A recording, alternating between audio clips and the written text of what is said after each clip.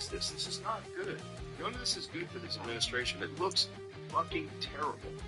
It looks terrible. It looks terrible for Trump when he was saying that none of this was real, this is all a hoax. This is not a hoax. Or did you not know? Maybe you didn't know, if you want to be charitable. But this is definitely not a hoax. And if you've got redacted people's names and these people aren't victims, you're not protecting the victim. So what are you doing? Right. And how come all this shit is not released? While this is certainly progress and indicates that there is a way back for him, some people feel like he is still compromised, considering he's saying it looks bad for the administration, rather than conceding that it is bad. Consequently, some people believe that he's made his bed, and that there's no way to squirm out of it. Joe Rogan doesn't get to pretend he didn't know any of this shit while he was busy endorsing Donald Trump. The UFC and affiliated influencers/promoters are linked up to organized crime, whether they admit or know about it or not. That includes rape trafficking networks. At the moment, a whole lot of people have been reckoning with their moral compasses and having difficulties with the man that they helped to put in power. And while you can argue that this is probably the case for most individuals with a moral compass, there's an extra level of complexity and conflicted emotions for Rogan, considering how many people on the Epstein list that he sat across from. Over the course of the Joe Rogan experience's lengthy time on air, there have been a whole lot of crossover between individuals who are embedded in Epstein's inbox and those who have been given 3 hours to promote their values and perspective to the public on his platform, alongside people like Adam Perry Lang, who worked as Epstein's personal chef for 4 years in the late 1990s. Recurrent guest Dr. Peter Attia was frequently named in the files, having shared thousands of emails with Epstein. And make no mistake, these exchanges weren't just your average correspondence. On June 24, 2015, 7 years after Epstein's first arrest, Attia wrote, "You the biggest problem with becoming friends with you? The life you lead is so outrageous, and yet I can't tell a soul." In February 2016, Attia sent an email saying, "T is indeed low par, still awaiting results on gluten content though." And even when things started to go awry for Epstein, Peter remained loyal by his side. When 80 accusers came forward in 2018, Attia appeared to be expressing concern for what it meant for his patient Ike, inquiring, "Legally, any change?" prompting Epstein to respond, "Same as usual, just tougher." Once all of this was divulged to the public, he put out a damage control statement. To be clear, I was not involved in any criminal activity. My interactions with Epstein had nothing to do with his sexual abuse or exploitation of anyone.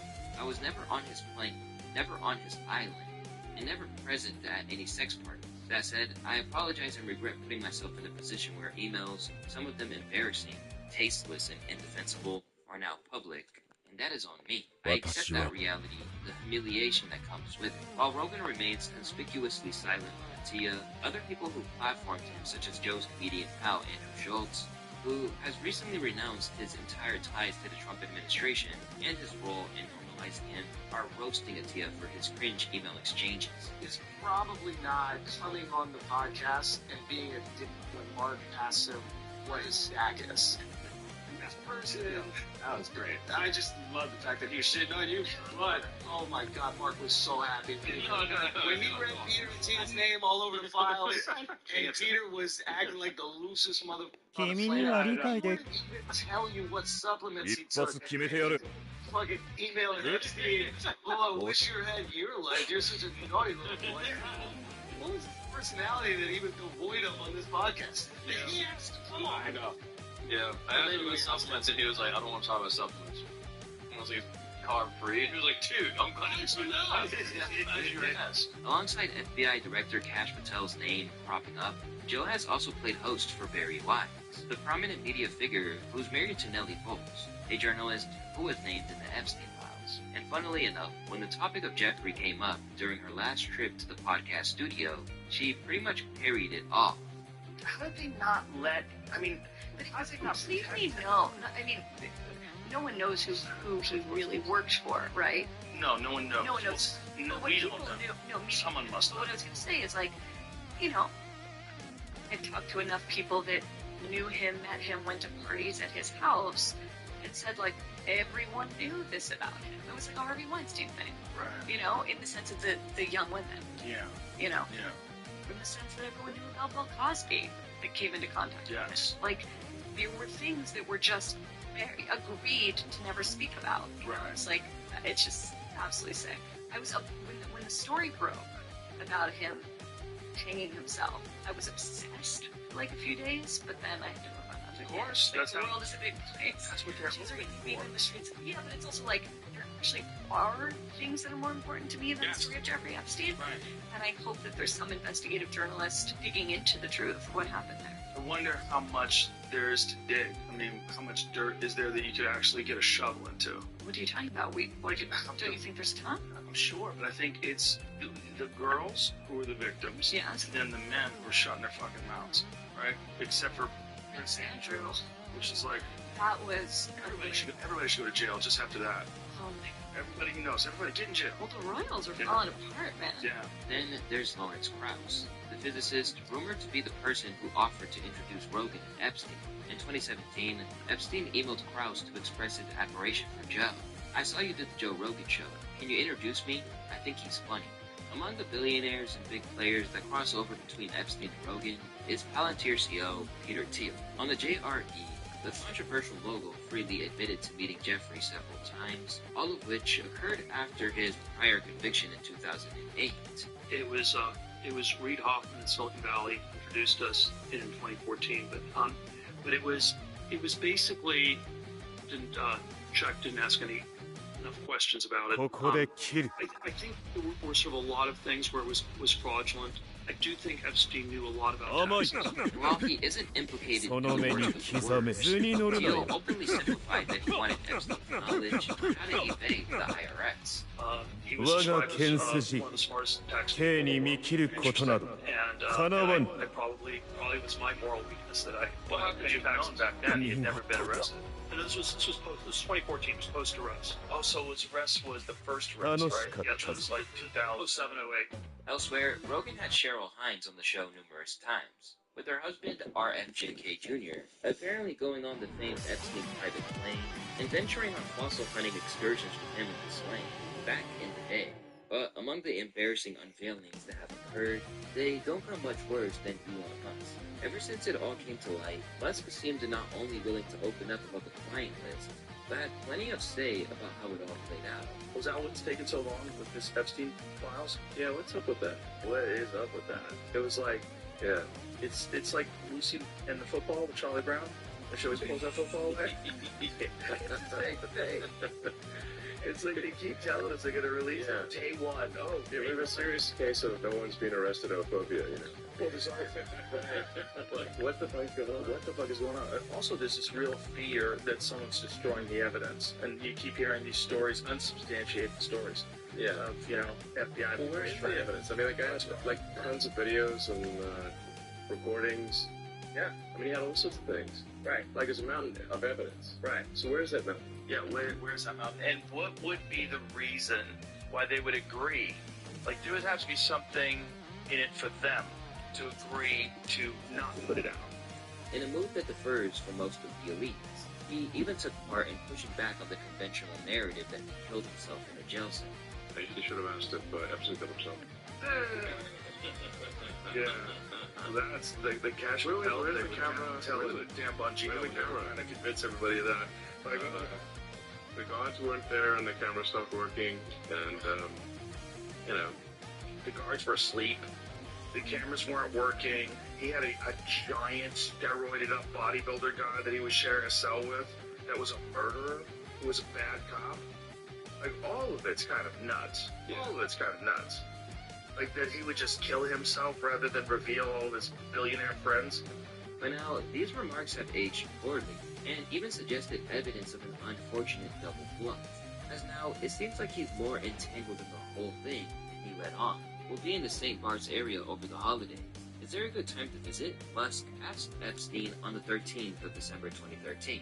Any day, the 1st to the 8th. Play it by ear if you want. Always space for you, Epstein replied. Even on its own, this wouldn't exactly be a great look. But it turns out that Musk wasn't just considering a trip to the island for a relaxing week.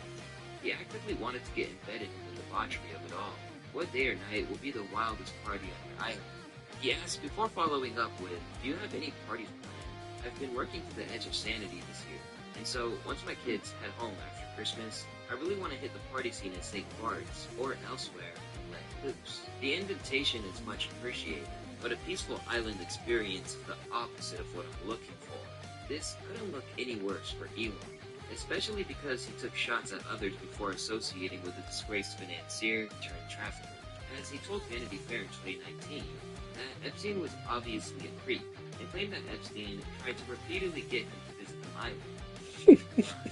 And now, it looks like he didn't just accept an offer to venture to Little St. James, but actively tried to infiltrate that scene. Later in the emails, it also emerged that his assistant, Leslie Ross, appeared to make plans for Epstein to have lunch at SpaceX. Elon Musk appreciates the invitation to try to keep, but he has committed lunch on Monday, February 25th at SpaceX. Almost immediately, Musk suggested that this is something but his own estranged daughter messed up with books. Taking the threats, Vivian Wilson seemed to walk into them. I'm just going to speak directly instead of being vague and quick. Wilson wrote in January 2000, I can confirm that we were in sync. I'm speculating on evil, and therefore, I believe they are movement. This is basically already confirmed. There was attempts to make them have power constants, and not a physical agent. Wilson wrote in several posts, I knew nothing about the emails previously, so I'm learning about everything at the same time. Yeah, if there's any other information I've learned that I can incorporate, I will do so. Much like Peter and Tia, spending a lot of months as securities defenders and understeers, what that meant, like the Elon Musk reaching out to me like, hey, is there a party? And Gus was like, oh, maybe. And he's like, I want the craziest party of all time. Now, there's some of the habits for the islands. And then Epstein was like, oh, yeah, man. But he was talking about it. Is Elon the coolest builder? I mean, they're all wild before him. It's not an issue. They love how they're coolest. They really is. Exactly. They love this audience on the bed. He knows that.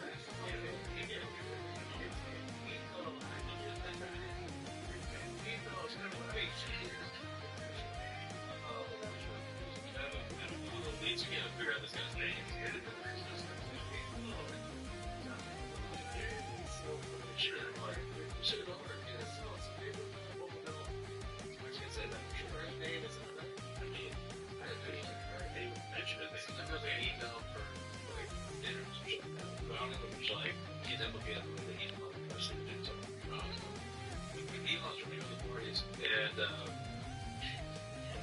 And Epstein's just like, hey man, we actually did some parties. The end result of all these new revelations about Joe the billionaire left listeners hoping that Rogan ultimately counted it all.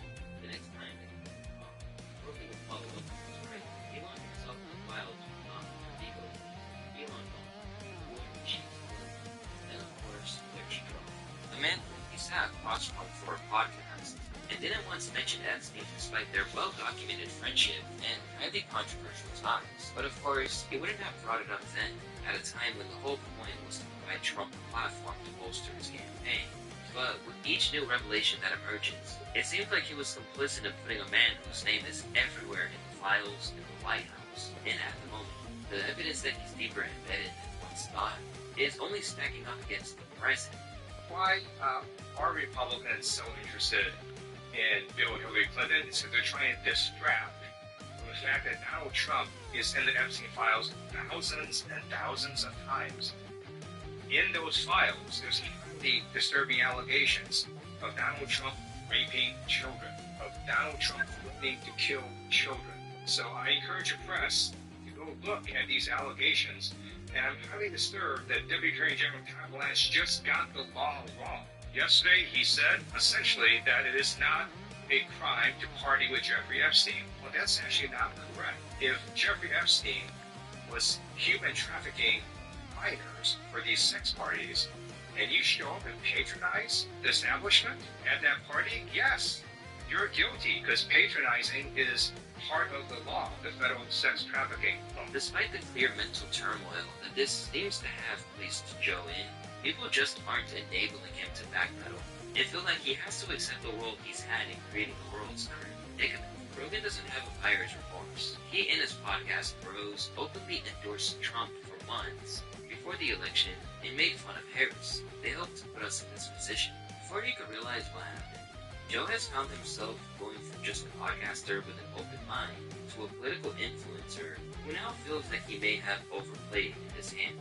Left to consider the ramifications of that Trump endorsement, it calls to mind the now infamous exchange he had with comedian and friend Duncan Russell, who warned him that those with devious intentions may attempt to use the platform to spread their rhetoric and normalize their world. The problem is, like, where you're a bit of a bum is that all this human attention is placed upon you, and you have to wrestle with your identity. People to some, you're one of the classes focusing this beam of attention on the world, and so within that there's all this room for disaster. It's like, and what are they up to? And then you start thinking, see, this is why I think about it. How are you? Then you start thinking, like, man, this podcast that lots of people listen to, has it ever happened where maybe some really intelligent person has manipulated me in an attempt to get me to disseminate some kind of information out into the world? Good luck manipulating you. Trust on. Such a crazy power that if you're not careful, folks from deep, dark wells of perspective are going to infiltrate you. Now, Joe has been venturing all the way back to consider the little moments that led to everything coming out in the first place. A fight between two teenagers at Royal Palm Beach High School in Florida. Here are the details of how the event triggered the investigation. Early 2005, two girls at Royal Palm Beach High School got into a fight during which one girl called the other girl a prostitute or a hooker. Following the fight, school administration and parents investigated, searching one of the girls' purses and finding $300 in cash. The confession. The student initially claimed the money was from work at a restaurant, but later revealed she was paid for massages by a wealthy man, later identified as Jeffrey Epstein. This revelation led to a police investigation in March 2005, when the stepmother of one of the girls reported the molestation to the Palm Beach police. Wow. Not the That was the first arrest. And now listen to this. It says they identified what the Royal Palm Beach High was identified as a focal point for recruitment, where, according to the investigation, at least 15 students were lured into Epstein's Palm Beach home. Holy shit. That's so crazy. Imagine those girls didn't get in that fight. Imagine that didn't happen. Yeah. That's dark. Dark. Yeah, but if that guy was not into that, if he was not into high school girls, right? Like, if he was just into grown women who were sex workers, and he ran the same operation, exactly the same way, he could probably go on to this day. Yeah. And if everybody kept their fucking mouth shut, if all these guys, yeah, I mean, look at. And in the wake of finding out that so many of his apparent allies were in cahoots with Jeffrey, there's a sense that Joe is fearing that they've only cut off the head of one snake, and that there is more to come. It's so, the whole thing is just, I think everybody who looks at it realizes this is a rabbit hole that just goes to the center of the earth. And there's so many people involved in it. Here's the big question that people ask. If there was a Jeffrey Epstein, and it seems like all these things he's involved in, is there a Jeffrey Epstein right now that we don't know about? There's a million. I mean, this is why I find this is not the core of what I focus on, but I find it a really interesting field of study because it helps understand so many other U.S. government institutions and the relationship between government and private business. Jeffrey Epstein is part of a class of what are effectively professional fixers, and this is a kind of class of professional who sits not really within a particular government or private sector institution, but in the kind of sticky layer between them that connects them. Meanwhile, other guests are still venturing deeper into the rabbit hole, leaving Joe looking on or as he considers what he's hearing. This very cast a spell. Absolutely. It's just like how vampires can't go into a house unless they're invited.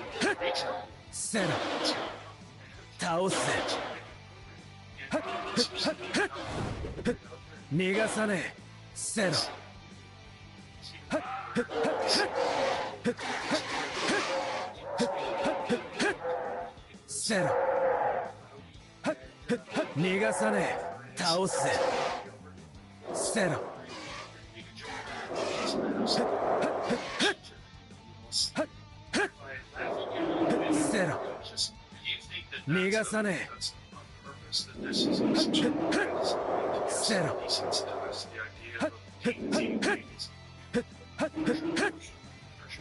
倒すぜ。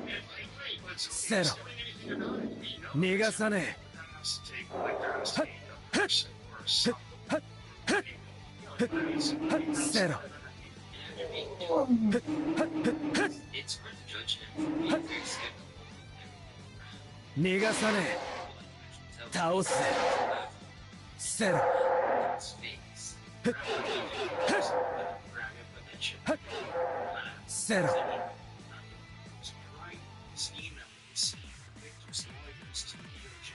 ブチか。 Name's not released. Originally, GgNoRaGe to release that. They released this email in a document production. They thought there was something you could do to the survivors.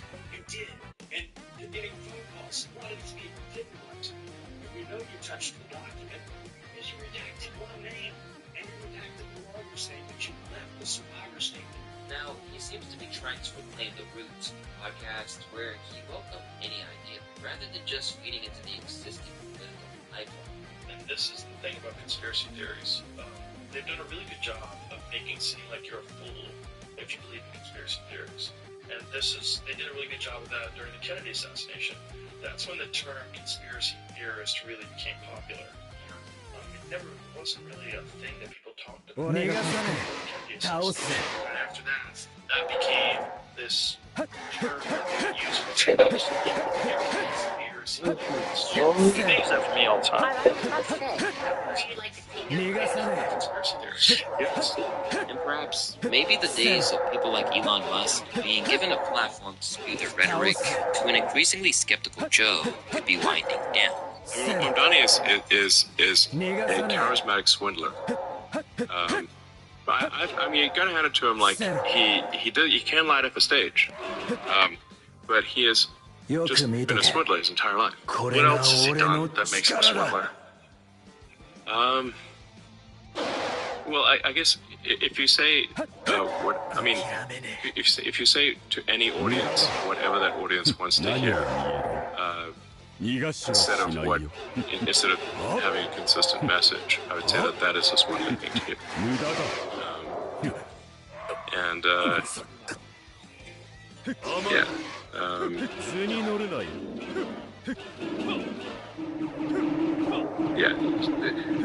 But he is charismatic. However, there is still a long road back for him when it comes to gaining the respect of the wider audience again. Because while most of his ardent fans will ride with him no matter what, and he's still exceedingly wealthy, Joe is clearly at a low ebb on a personal front, where he's questioning his own worldview and his ability to discern who's genuine and who has ulterior motives. No matter what you've got in your bank account, that's a really tough spot to be in.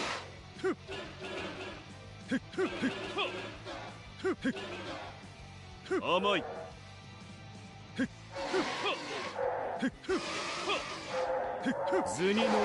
it truly is sad to see what has happened to Joe Rogan. We might as well change the name of his podcast to Jeffrey Epstein Experience. This man practically ran a podcast for the state. That's right, since they ran media, might as well be Fox News. Let's go ahead and check out this video that just dropped by American Redact. Joe Rogan is completely compromised. Oh boy, it's bad, guys. It's bad. Truly sad. What's happened to old Joey? 楽しかったぞ。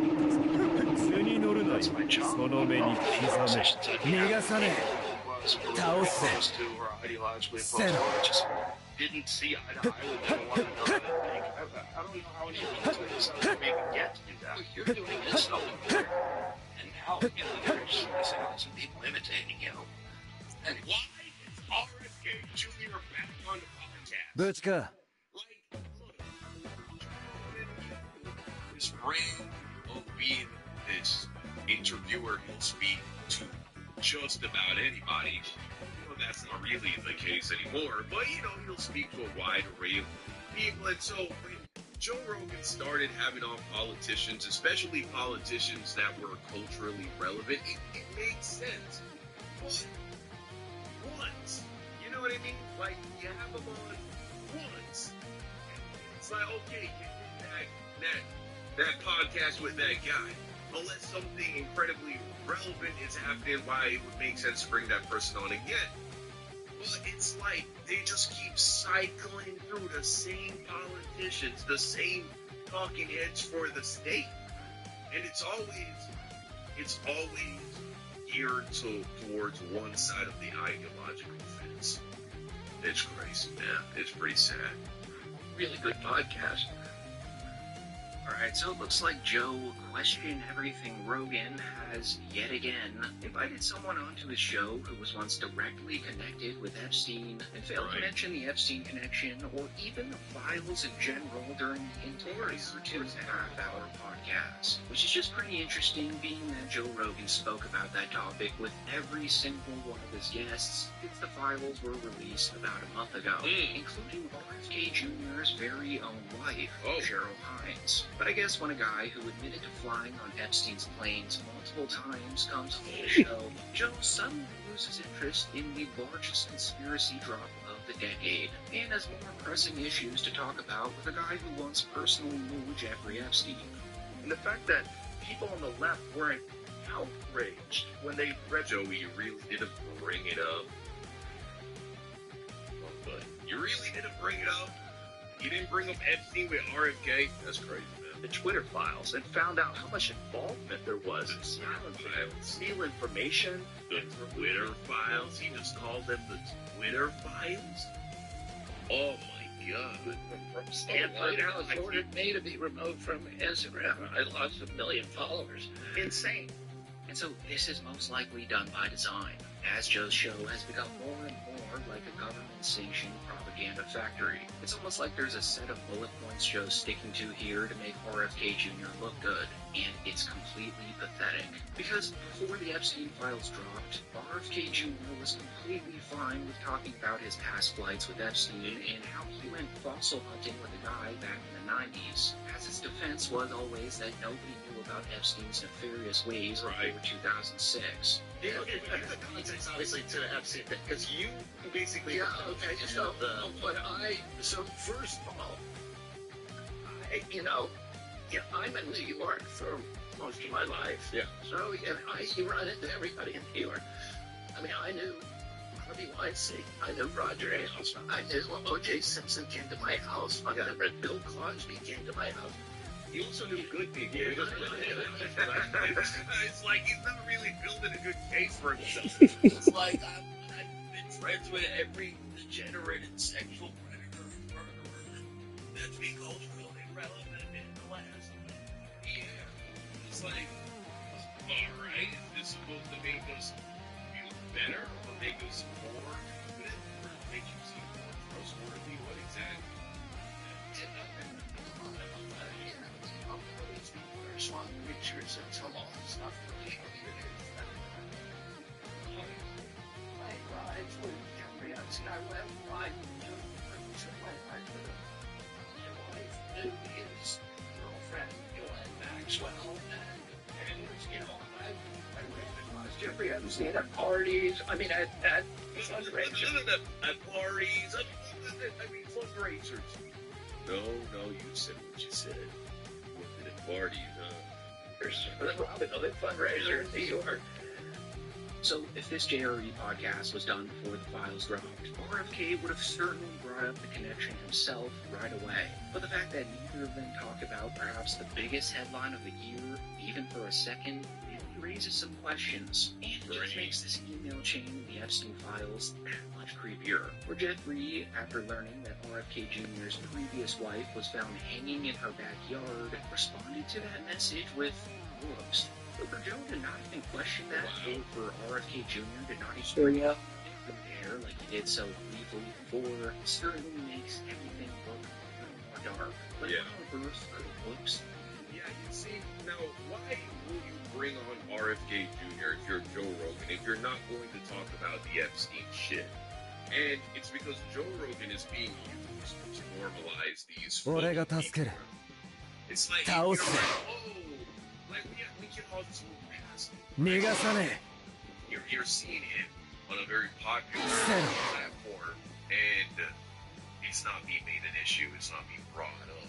that must mean we passed it. That must mean it's no longer worth talking about. This is what they're doing. You know, just imagine if you had a friend, right, and they got found out for doing some real fucked up shit like this. But they just like, maybe they snaked in your friend group, they backdoored them, some kind of fucked up, right? And it's like, oh, this person, you know, we're watching out for him, and then one day you go to a hangout and they're just there and they're hanging out and nobody's like really like talking about it. Everything's normal. You feel like, oh, I guess we've all just like moved past it now, and this person's back in the boat and there's nothing left to resolve. That's essentially how Joe Rogan is being used. You know, I guess on the Jeffrey Epstein Experience podcast, they just don't talk about that sort of thing anymore. Instead, they'd rather spend time talking about how great the United States of America is, and how much better we are than the UK. Or RK Jr. and Rogan spent some time talking about the UK's arrests over social media posts, which is completely ironic, being that the UK is also the only country to actually arrest someone connected to the Epstein files. Wow. 12,000 arrests is crazy. That's a crazy amount of people. Is it? Social media posts. Why? The Constitution, free speech was everything to them, and they put it in the First Amendment because they knew all the other rights and guarantees were dependent on it. If you have a government that can silence its opponents, it has a license for any kind of action. Right. Let's not talk about the fact that the current administration has threatened multiple media personalities with, you know, taking away their network licenses if certain personalities continue to speak using their platform, speak about the current administration. Let's just completely pretend like that's not happening, right? I mean, when you're living in a world where the government has the power to dictate what's real and what's not real, and they don't have an obligation to be correct, you got a real problem. If there's no consequences for them being incorrect, and they've silenced correct speech, they've gotten away with something that's real slippery.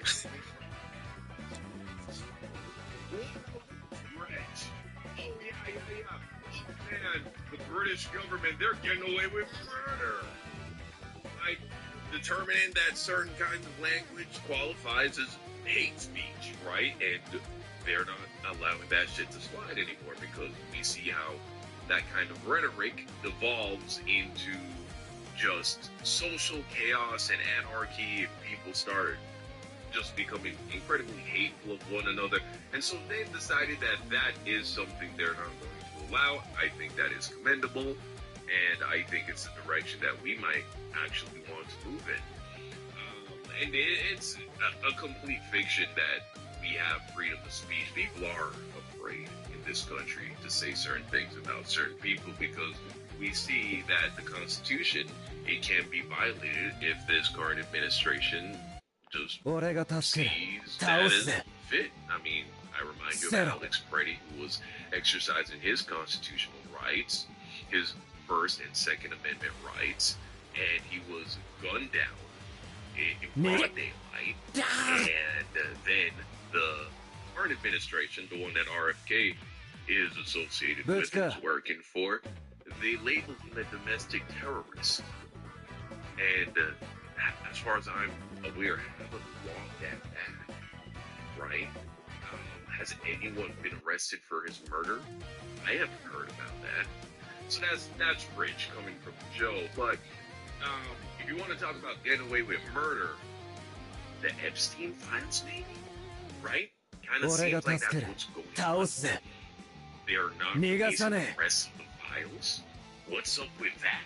Seems like they're getting away not just with murder, but apparently possibly cannibalism and child rape. Joe, man, how far you have fallen. Dangerous. I mean, there's a lot of money involved and a lot of businesses involved.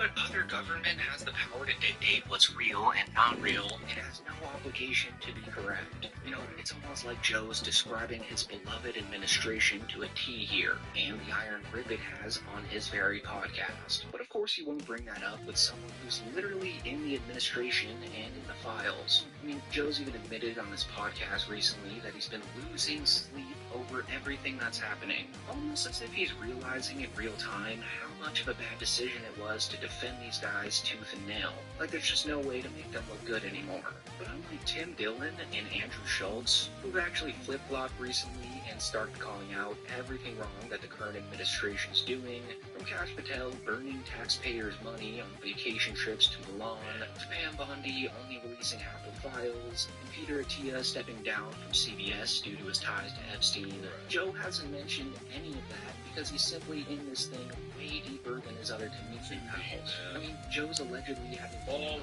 with Trump every other week these days, so he's in past the point of no return, and is fully compromised at this point. So as a result, he's now losing sleep over it. I don't know if I just get scared by AI clips on Instagram. I'm scared of everything. I have to stay offline. I know. I'm reading too much of the news, and it's overwhelming me. Like, sometimes at nighttime, like, I can't wind down. Yeah. It's like, there's too much news. There's too much fucking madness. We're about to go to war with Iran. And, like, everyone's eating beef jerky and pizza. Like, what are these F5? What the fuck is pizza? You know, how far does this go? Maybe you should have asked RFK. He might have known about that, heard something about that. How come this never got released before?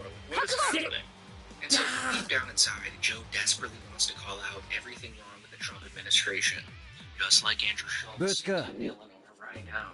But being that Joe's puppet strings are allegedly being pulled. Right, and they got stuff now from some real football shit like this. It's not me.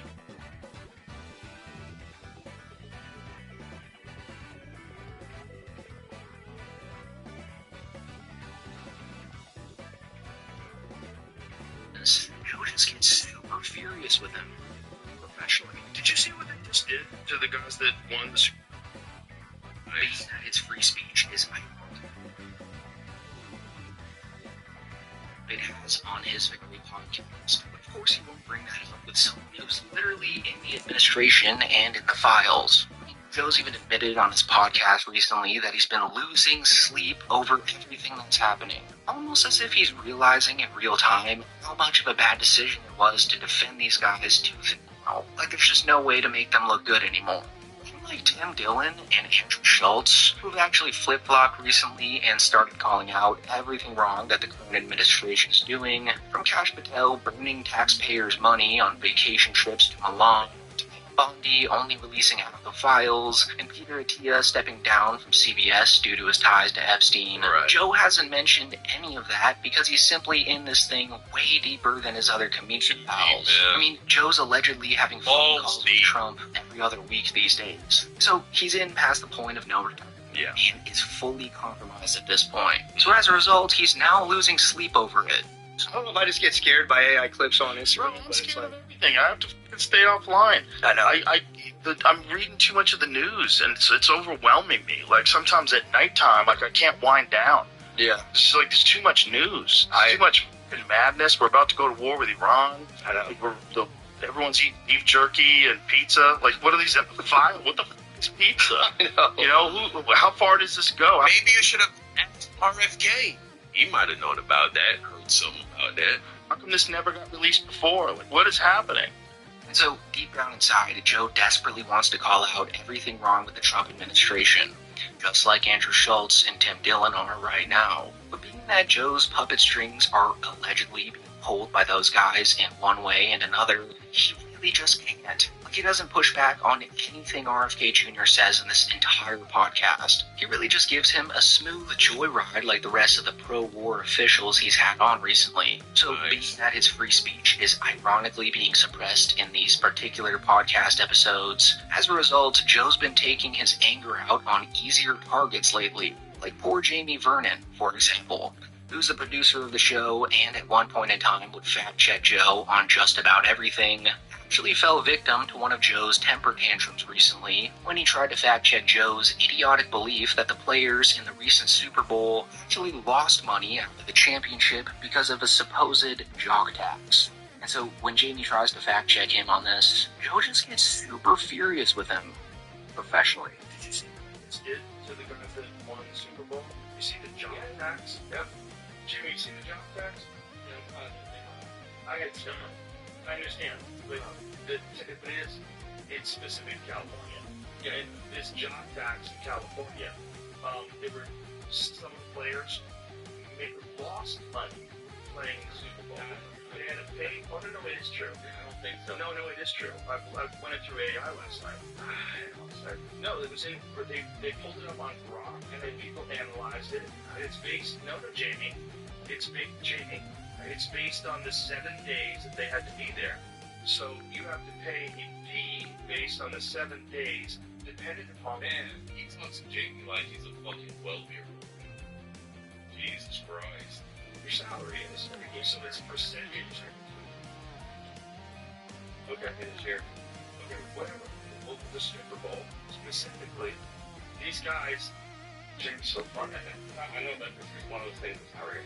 What do you mean it's not real? I told you it was run through AI last night. Is Jamie not in the room? What is Joe looking at? Like, he's just not even looking at it? When he's talking, like, not even the occasional glance over. I get that his neck is so fucking big. And it's like a human thumb now. Maybe it's too much for him to turn his head all the way. Maybe he's all tight in the back, in the necks, and the traps, and all that. But shit, even just the occasional like glance over, make eye contact, you know, that level of respect. Not even that, or is he not in? I don't know. I don't get that the impression that he was in Joe. He made $178,000 for the Super Bowl. He had to pay $249,000 in tax. I'm pretty sure those are the numbers. And it's based on the fact that he was there for 7 days. Joe's also been taking his anger out on Mark Maron recently, too. He's a comedian who called Joe out on several different podcasts last year, and he recently did so again, which I just covered on my Patreon. So real quick here, if you want to support the channel, click the link down below and check that video out, because it really shows you how Joe's displacing his frustration with the administration on easier targets now. I mean, he just cannot give guys like RFK Jr. any form of criticism, because he's entirely cooked to a crisp at this very point in time. And you know, now that we're at a full-scale war with Iran, I wonder what Joe's gonna say about it, if he even will at all. Because once upon a time, not too long ago, Joe was bought in on Trump being a peaceful, anti-war president that would bring peace to the entire world. But after Trump won the election, Joe would just go on and on with his guests about how much Trump wanted to end all wars in the world. So it seems to be a part of what he wants to accomplish in these 4 years. So that he wants to go down as having a significant change in the world in a positive direction. And we're seeing it, whether people want to admit it or not. That's part of the problem, because of narratives. It's it. You know, peace between India and Pakistan doesn't fit in the Democratic Party's narrative that Donald Trump is support on them. その程度か受けろ遅い遅い遅い遅いぬるいなこれで終わりだ月が天章ここまでか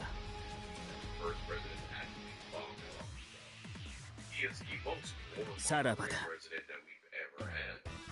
wonder if Rogan will have anything critical to say about that decision, since, as you just saw, he was once under the assumption that Trump was a peace-first president.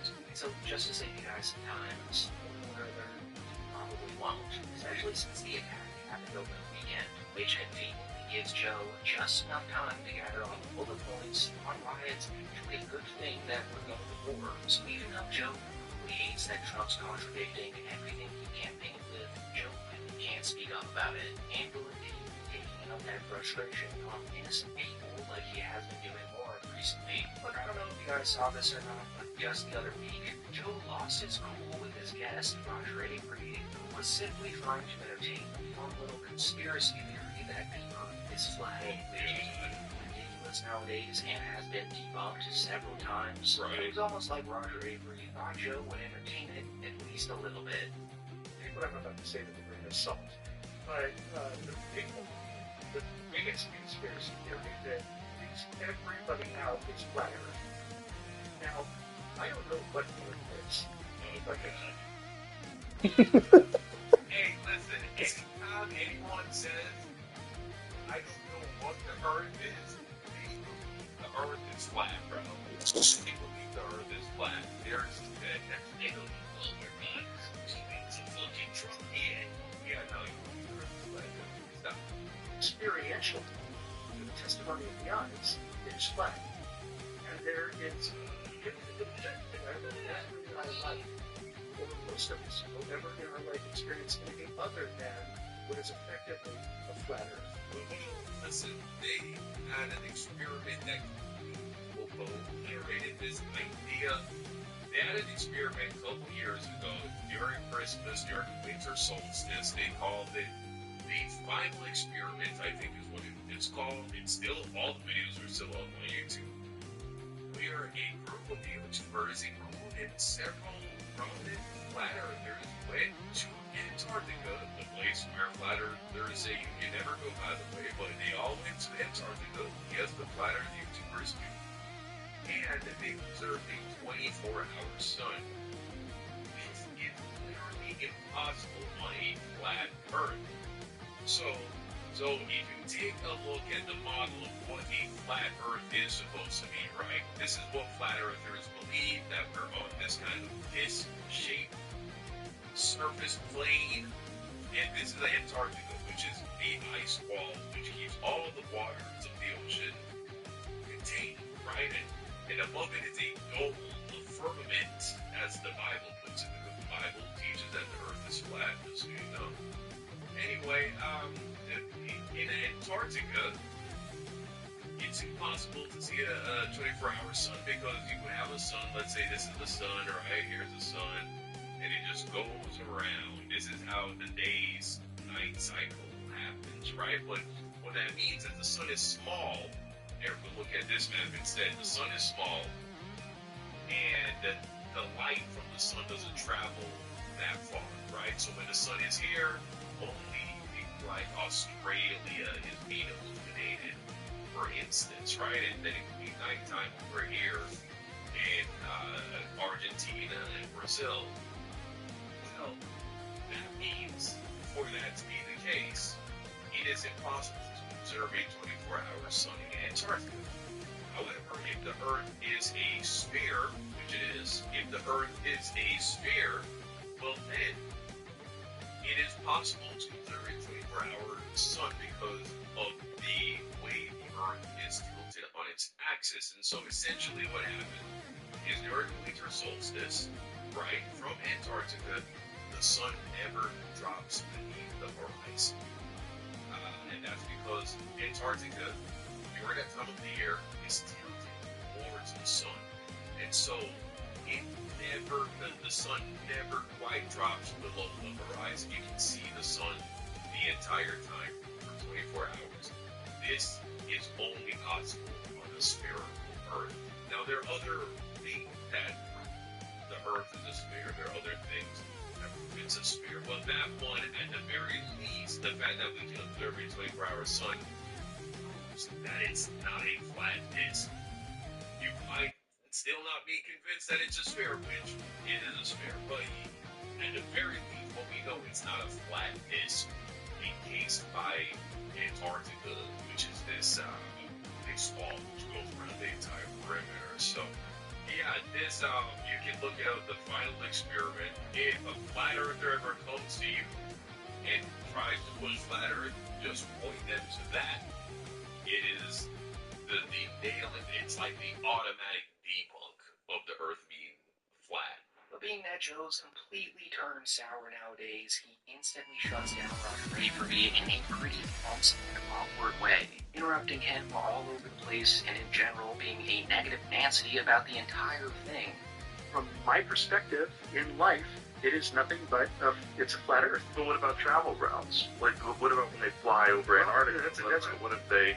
Well, they don't fly over. Well, you can watch the sun rise and fall. They didn't even fly. They came down to Buenos Aires. There's an understanding of the precession of the equinoxes. They travel up into. This is the I don't know what the Earth is guy. By the way, he knows every flat Earth argument. It's like, I don't believe the Earth is flat. I don't know what it is. Meanwhile, has every flat Earth argument memorized. To the other hemisphere and land in London or something, and then travel back down whenever you're doing a flight across the Atlantic. And so, when you look at it on a flat Earth map, but there's satellite photographs of Earth from space. Those are all cartoons. What are you talking about? I'm saying that even the NASA, the guys who actually do those composites, those are composite imagery of. Listen, I am not saying that. But it seems like you're saying the Earth is possibly flat. I'm saying experientially. Right. But that's a scale issue, though. Correct. We're a tiny little thing on an enormous thing. Correct. But, snipers have to calculate for the curvature of the Earth when they shoot. This is true. Only the curvature of the landscape that they're on. Why do you think the landscape curves? I mean, there are plenty of YouTubers where their whole channel is dedicated to debunking flat Earth. There are several professions which rely upon taking into account the curvature of the Earth. So this guy is just, it's pretty sad to become a flat Earther in your 50s, man. To fall into flat Earth in your 50s, pretty sad. It is a mountainous and uneven. On flat plains, you have to do the same thing. If you make a long shot over a flat area, if you had to shoot. Well, then why don't pilots make adjustments? I'm not a pilot. I don't know. But because the plane does it automatic, and also the rate of change of the angle of the Earth in relation to the plane, it is changing so slowly that you would never even consciously observe that you're making that tiny adjustment. Again, this guy, he fails to comprehend just how massive the Earth is. But I do know that when you look navigation at maps always the film from the space station, presume a flat Earth. When you look at the film from the space station, you see an Earth that's not just round, but spinning. So yeah, pretty out of character for Joe to just out of nowhere shut down a fun little topic that Roger Avery, of all people, wanted to semi-jokingly talk to Joe about. It's almost like there's something that Joe's battling on the inside here. Well, yeah, Joe is noticeably more boring now than ever, right? But I think he's probably burnt out in regards to Flat Earth from Eddie Bravo. Eddie Bravo used to have him on all the time, notorious Flat Earther. I don't know if he still believes now, but he was for a very long time. I think he still is. And they've had so many conversations and debates about Flat Earth, and so Joe is probably just like, nigga, this is season 1, bro. What the fuck? I can't even just emotionally become invested in Flat Earth again at this stage. This little internal war he's having has in turn made him absolutely zero fun to be around or even talk to.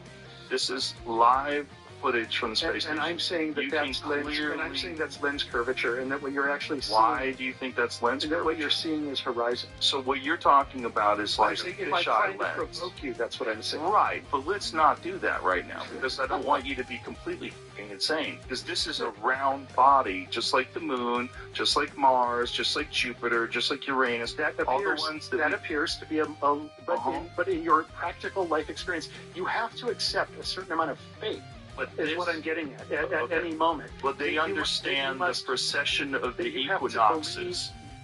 So just an overall pretty disappointing podcast that a lot of people weren't too surprised by. Joe talked to RFK Jr. just like he talked to Epstein's old private chef, Adam Perry Lang, as he failed to mention the files or anyone involved in them even once, which more and more seems to be by complete design. As every episode passes, Joe just seems more... Again, Joe is just being used to normalize the Epstein class. That's what he has become.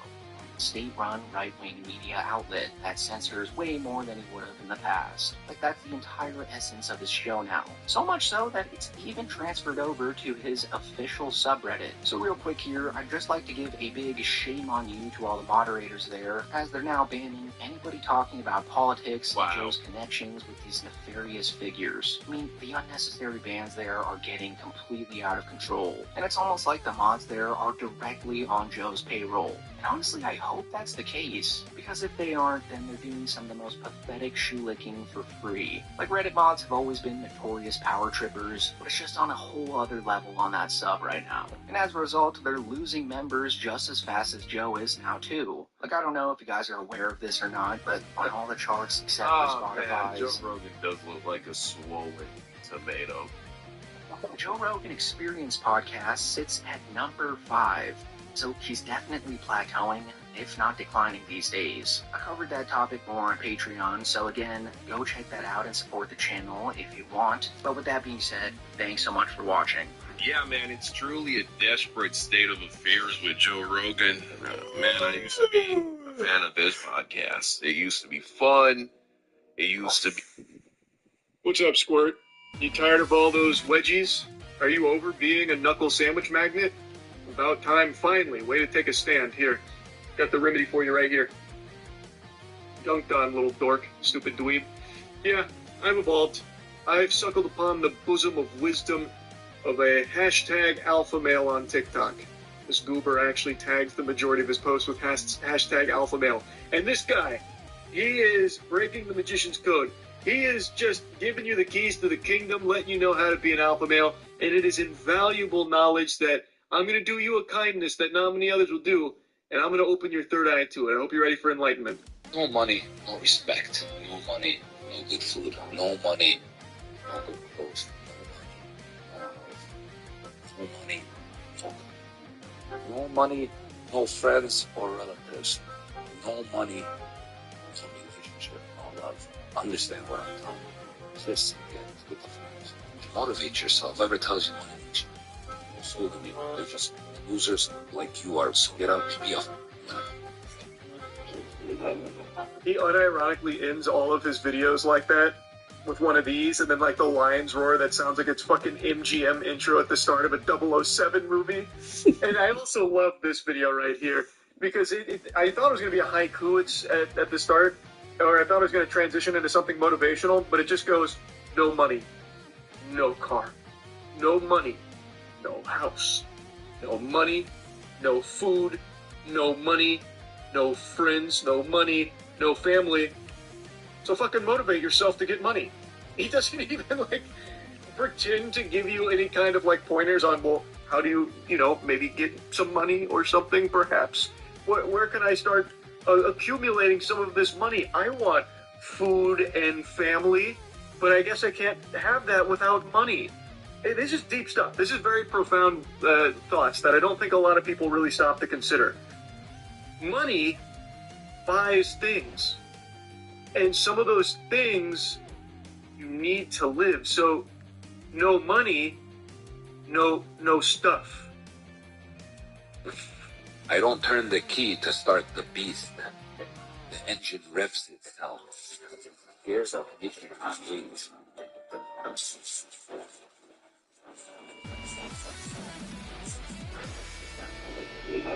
This is another thing he loves to do. He has so many videos like this, and it's by far my favorite content that he makes, where it's like these AI-generated videos of him being a badass. So I guess in this one, he really loved the idea of being in a transformer that has a lion asshole for some reason, which also then transforms into an eagle. Maybe I'm on the crack pipe, but I'm gonna say a little something that perhaps the Alpha and Sigma Council will disagree with, but I just don't really see how that's overly alpha behavior. To play pretend and use AI to make it seem like you're in a fucking, like, Gundam Lion. Make off one deal that I just gave him information about, $1 million. Think it's a good idea for me to find something that needs work? You go about it two ways. That way, that you give it that value, or you go to someone that's already making money, but also has not a discount. Hey, listen, I got $1 million, I have $1 million, I'll give that to you right now. You don't need to wait for another guy to come do this due diligence. Well, I'll give you this, because you already know it's a $2 million project, but he's willing to budge a little bit for 1.4, 1.5. And I'll take that too. It's all about business. The numbers, if they make sense on already successful business, or they make sense on a business that's already subtract, they don't know what they're doing, or if it makes sense there. So each one has its own value. So many words and nothing was said. Not a single thought or piece of advice made it through and manifested there at all. Imagine paying money for this kind of interaction. Your mentor is hitting the hookah, hardly paying attention, and then when he tries to like coach you or mentor you, he just hits you with a bunch of mumbo jumbo. Yeah, so here's the thing, you know, $1.4, $1.5 million, you have to start thinking about the budget and the considerations. You know, each has value. Is it a business that's been sucked dry? Are the numbers making sense over here? $1.4, $1.5 million. Maybe you say, hey, boom, we don't need to think about the due diligence. You just give me that now. Maybe $500,000 here, $1.4 million over there, because it's a $2 million project and you're going to be budgeting. So you're going to have to make these considerations when you're looking at these numbers. Do they make sense? So what you're going to want to do at the end of the day is you're going to want to look at the due diligence period, considerations of $500,000, about $500,000, maybe $1.4, $1.5 million, and consider that this is a $2 million project. All right, guys, I just finished the one-on-one. I gave him information that's golden. How to buy, when to buy, what's the price. Easily off that 45-minute session that he had with me, you can make off one deal that I just gave him information about, $1 million, at least. So keep that in mind. If you want to really get rich and really successful and take it to the next level, sign up for this one-on-one. Holy Toledo, off of one 45-minute session, that guy's about to go make $1 million after that advice that we got a sneak preview of? Holy, is it really that easy? Oh my God. That's incredible stuff. This guy's really a wizard with money. And his math was checking out. Like the numbers he was saying there, those are numbers. Like those numbers he said exist. So wow, that really does give you a lot to chew on. It's not the same. Man cheating versus a woman cheating, it's not the same. First of all, it's so freaking hard for a man to ever forgive a woman for such a thing, because he did you didn't do him. You let that man stamp you that he's better than the man that you're with. But if a man goes and sleeps with another woman, you can say, hey, my man is wanted, you know, you can forgive a little bit easier. And yes, it makes a woman to a certain degree hurt, but if he's really genuine that it was an accident, which men do have this in them. You know, men's load, if you go take it to the lab, you can impregnate, you can start a colony with a man, one load of men. So there's a reason why God created a man to be able to produce like this. That is insightful stuff right there. Inspirational even. He's just laying it all out there bare, not pulling any punches, just dropping the truth right there. There is a huge difference when a man cheats versus when a woman cheats. When a man cheats, due to the size of his load, his nut, like he's talking about there, could produce a whole colony off just that one glorious fucking nut of nectar. It can be an actual accident. It happens all the time. 1 minute, you're at the library reading a great book, an absolute page-turner, and the next second, you've got your cock buried deep in the pussy of a back-of-the-phone book hooker, and you're just left wondering, well, what in tarnation? Something's gone awry here. Well, I never.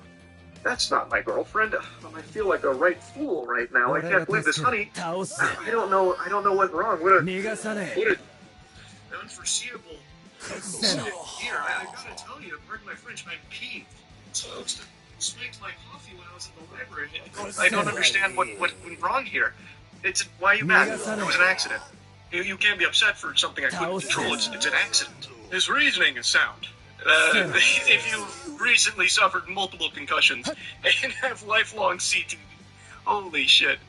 What are you even yapping about here, man? He's like, oh, due to the load, you know, he can produce a lot, so he's got to fight real hard not to cheat on his girlfriend. And if he loses that battle and cheats, whoops-a-daisy, a woman has a much easier time forgiving that, because then she can recognize her man is wanted. And that's like a really positive thing. Like, yes, it may hurt to a certain degree, but he's wanted, and that's awesome. He does actually conclude this by saying nobody should be cheating. Very positive message to wrap it up. but also you spent most of the video saying, you know, if a man cheats, it can be a genuine accident. We need to remember the size of the load. It's a very tough battle. A harder battle than him with his hairline there. Like, it can be an accident. Very different perspectives there from man versus woman cheating. Why cheat if just their heart, their trust, their everything? If you're not happy, go. But destroy someone just because you didn't have the courage to be honest. Now, this one's a nice blend of AI badassery and cheating wisdom. A nice seminar on cheaters. Again, here is a good amalgamation of the two worlds colliding. But I feel like this is two very different alphas. We have the alpha that thinks cheating is bad, like in this video where he's going, why cheat? Why not just leave? Why lie to someone who gave you their heart? Cheating is weakness. This is bad stuff. Boo, cheating. Versus the one where he's like, you should be cheating. But if a man cheats, it could be a genuine accident. Very different than when a woman cheats and she lets herself get fucking stamped by another dude's cock. Saying that that man is superior to you. So very super different perspectives. Man cheating can be very forgivable for women, actually. But geez, I accept.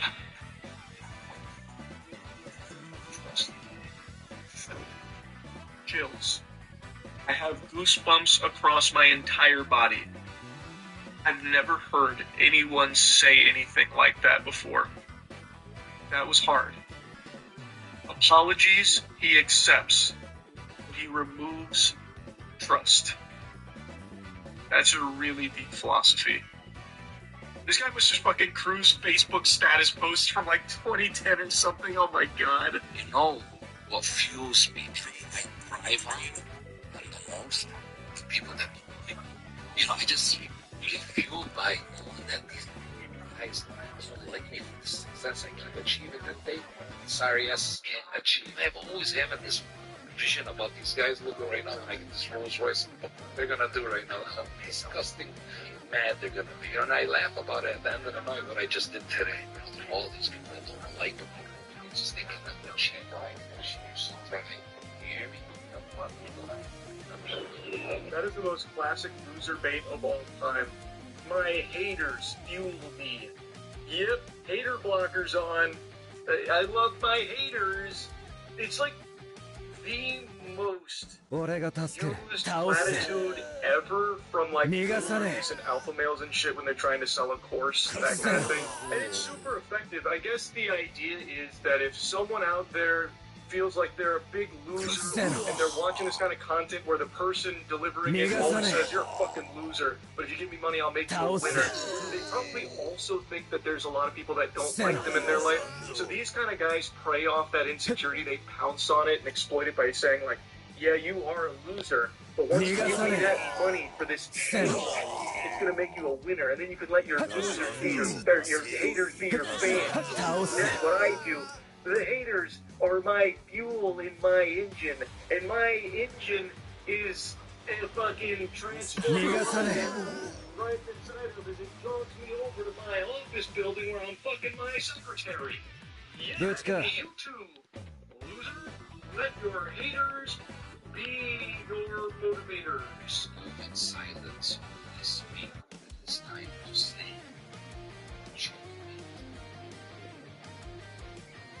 I really don't have anything to say about that one right there. That's just a masterpiece. That is a perfect piece of content. If you live your life like that, I hope you're ready to be CEO of a Fortune 500 company with billions of dollars to your name. Anyway, I'll go ahead and leave you with that little nugget right there so you can really put that in your pipe and smoke it. Only say words if the word is checkmate. Damn! That goes ballistic. Yeah, that's really about it. Yeah. From the best teams in the league to the worst teams in the league, there's gotta be gems on every single team. Maybe somebody that's not playing enough minutes that should be, or somebody that the casual fan may not know exists, even though that guy is a bona fide hooper. The article had this article, every NBA team's hidden gem, who needs more respect? This is our SBECT. This should be fun. On my other monitor here, I have a list of all NBA teams in alphabetical order. So before we see them, I want to see if I can guess who VR thinks is the hidden gem or the people that I would put as the hidden gem. This year's brought to you by SeatGeek in the movie description. Use code KFR10 for 10% off your purchase of tickets. SeatGeek takes tickets from all over the NFL. I will be going to the next game for the Chicago Bulls. They play against a little So it's an alphabetical order by six. So Atlanta Hawks, the hidden gem of the Atlanta Hawks, I'm going to say it is Bouquet, and they are going to say it's Keith Wallace. Oh, okay, now Keith Wallace doesn't play a lot. But okay, I mean, I guess it makes sense then. They say that he's the hidden gem. She's so big that you don't put it like that. But if you like, they got some stats. The Hawks hold opponents 3.3 fewer points per 100 possessions with Wallace on the floor, 76 percentile. I'm kind of at the point now where, like, all numbers are looked at and valuable, but maybe not as valuable as they may seem on face value. Like, what if the kind of take the Keith Wallace thing? You know what I mean? So, like, yeah, they're better. This is no shot at Keith Wallace. It's a 10 because it's the one guy in front of him. So, yes, they're 3.3 points better defensively with him on the court. But, like, is Keith Wallace playing against starters? Is Keith Wallace playing garbage time minutes against other garbage time players, and the defense is good when it's garbage time versus garbage time, he's one of the better garbage time players. Like, those are the type of things that's in my mind. Next team is the Celtics. Got to be the man's Tatum. Yeah, there's no other way of not him. I don't know if the stat still is the same, but at one point he was top 5, and screen assists was something I value as a big fella. And a lot of different things. They said he started a center, they didn't look at counter stats, but they allowed 10.9 fewer points per 100 possessions when I'm on the court. Now, that is a little more valuable because GgNoRaGe is actually playing real minutes against real starters. So that is a little more valuable, 98 percentile. He protects the paint, he rolls well, he sets the screens. I love him as a guy. And that's saying a lot because going into the season, one of my biggest things about the Celtics and somebody that didn't believe they'd be this goddamn good was that setter rotation just wasn't going to be good enough. But then Ikeda, even with Garza, the list goes on to that. I got the coach over there who also fills in some roles. So all those guys have been really, really good for what they're worth. The Brooklyn Nets, are they going to go like Clowney? They're going to go Damon Sharp. Oh, I'm tripping. 100% Damon Sharp. Man, there was just a small amount of rumors. I remember seeing them trade a lot about Damon Sharp, and I was like, ooh, I hope the Bulls get him. Ooh, I hope. Like, he is the type of center that I would really love. The man kills the glass and so on. A good defender, now reaches a positive swing rating in the 84th percentile each of the last 3 seasons, picking up like $6.3 million team option next year. Should be easy decision for the Nets. Yeah, 100%. I really love his game, and I think that, you know, he's pretty good at the role that he is. I just wish they was on a better team, and maybe the Brooklyn Nets end up being a better team eventually. The next team is the Charlotte Hornets. The Charlotte, it might be Moose. It's got to be Moose. Yeah, it's got to be Moose and Diabate, man. I want to say insert him to the lineup.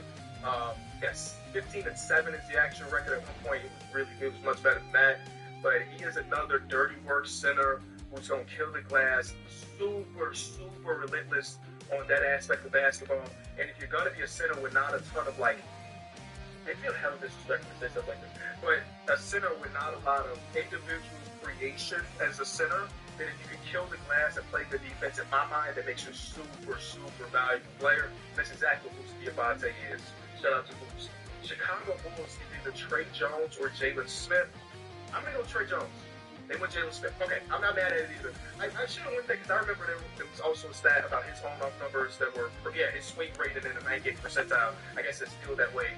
He's having a phenomenal season. So phenomenal that I'm like, oh, you should be taking calls on him at the deadline, him and Trey Jones, because, you know, he's played his value up. He's only 26 years old, though. I'm sure they're, 25 years old. They're probably trying to convince themselves he's part of our team long term. Cleveland Cavaliers. Is it going to be Jalen Tyson? No. I was thinking they would go Jalen Tyson. I don't know what Jalen Tyson's actual shooting numbers are, but in my mind, that brother don't miss, especially if he's on national TV. But what are they saying? Tomlin brings the toughness to the Cavs front court. The team is like for years. Every moment Jalen have terrific players and elite defenders. Yet neither play with the fire that Tomlin does on a nightly basis. So it's not about value as far as production, swings. It's like, hey, he got that dog in him. And sometimes having that dog in you can get you along to your career. Dallas Mavericks. It's not really hard. Had a little stretch earlier in the season. Not play too much. I don't know. If I had, is it still Najee Marshall? Oh, they were Brandon Williams. Okay, Najee Marshall may be a little bit too mainstream to be in a video like this, even though he is like a real hidden gem. That at the deadline, I knew they weren't really taking calls from him, but boy, I'm sure a team would do like a heavily protected first in order to get him because he's that nice. So it's a 10-day contract, 2 ways, 26 years old, and his starts 14 and a half. I didn't realize he was having this good of a season when he started. Okay, shout out to him. Next, we got the Denver Nuggets. It's got to be Spencer Jones. Yeah. Whoa. Am I tweaking? In my mind, he's like a 4-3 or 3-4, one way or another. No, let me Google. Maybe I'll know. Let me Google. I'm a copy paste. Who is anybody else listed as a? I forgot. There's a baseball player of the same name. Hold on. B-Ball Reference got him as a 3. NBA.com got him as a forward. So.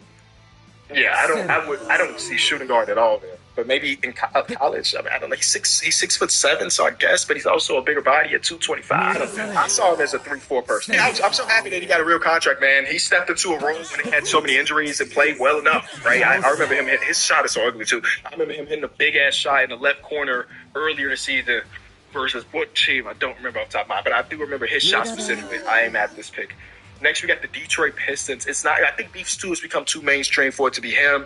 It's Jenkins. It's got to be. It's got to be, man. It's got to be 15, 6, and 3 in the starts. A good perimeter defender at 6'4". Honestly speaking, I just got done, as I'm recording this video, they just got done playing their game against the Cavs. He's 6'4". And my kid's a 6'2" guard. Not 6'4". Yeah, but 100%. He jumped into the scene. I remember his best case probably that game against the Washington Wizards earlier in the season. Cade was out for like a 3-game stretch. He had the Wizards and the Bulls and then another game in between there. He looked phenomenal in all of those games. And now, one thing I really admire about a guy like Mr. Jenkins here is that some games, because of who's healthy and who's not, he just might get like a DNP.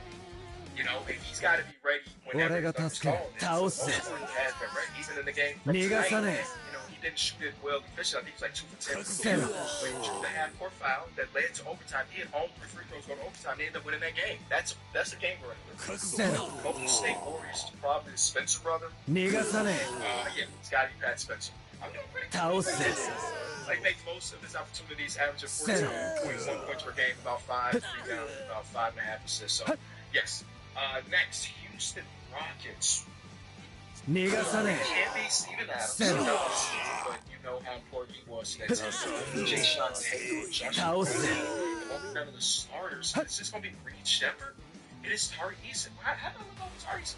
Tari Eason shooting this well from 3 this late into the season. I remember when we were doing draft stuff, Pierre, my co-host and my cousin of Numbers on the Board, I know the draft stuff, as y'all know. He was like, yeah, man, I know for sure you're going to love a guy named Tari Eason out of LSU. He's the exact type of player that you would love. I watched the film, I'm like, oh my God, he is like my favorite player this entire draft. I just see him get a guy that's going to make 40% of his threes for the type of season, and that's what he is right now. He's a part of the Taylor Twins. They're coming off the bench together. They steal, wreak havoc defensively. 100%, 2 steals per game. He logs over 30 minutes per. The guy's an absolute stud. He's this year. Have $68 million in cap space. On my kids, I want them to just throw the bag and force the Houston Rockets to match that. I want the Bulls to be heavy in their restricted free agency pool. Indiana Pacers. Indiana Pacers. It won't be first. We get Will soon. It won't be Peters. Jay Huff? I feel good about that. It is Furphy. Oh, wow. Okay. They're looking at some on-off plus-minus swings right into. I have not watched the game with the Pacers front to start in quite some time. Again, Johnny Furphy's out for the rest of the season with an injury. Get well soon. But I didn't have a true opinion about Johnny Furphy in year 2 because I don't feel like I've watched him enough to tell you if he is their hidden gem or not. But now with that major injury, I'm hoping that he gets well soon and recovers very well. We got the Clippers. Can it be the Rook? Niederhauser? It could be my left hand guy, Jordan Miller. It could be Kobe Sanders. I'm gonna go big fella. They went Jordan Miller. I'm sure I got some tweets out there. I really like Jordan Miller's game from a few years ago. He was in the G League killing it. I'm like, to me, that looks like an NBA player. Not like an NBA, starter in the league, but like somebody that should get a real NBA contract one day. Now that day has come. Only 26 years old. He's averaging 9 points per game. And his 3-point shots at 35%. We'll take that right now. I thought he was an NBA player, and it seems like he might be. The Lakers' biggest hidden gem. I feel like they Jake LaRavia? Oh, Nick Smith Jr.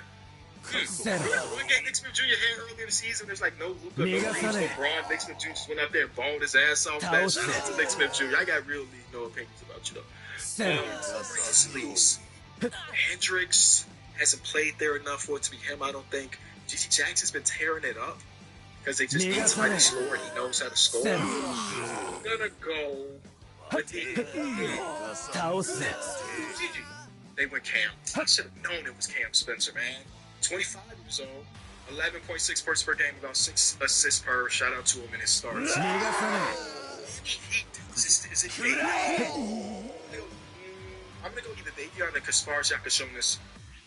Hey, I'm Butchka. It's John Marston. Kill the boys and folks with his miracle kills here in Pittsburgh. Kill more than land. It's very kilometric. Not the name that means much anymore. It's little. You were famous when I was a boy. We're trying to get tough. My father wants to go on a trip. Avoid the illness plaguing the county. Mr. Marston. John Marston. Bonnie McFarland. Miss Bonnie McFarland. So you know when Show me, Paul. I guess not. Show me. You'll just run off again or something. My name is Jack Marston. I'm coming. John Marston. Do I know you? I seem to know you. Yes. What's wrong?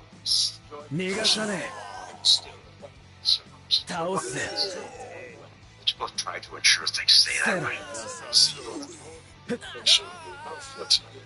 It's John Marston.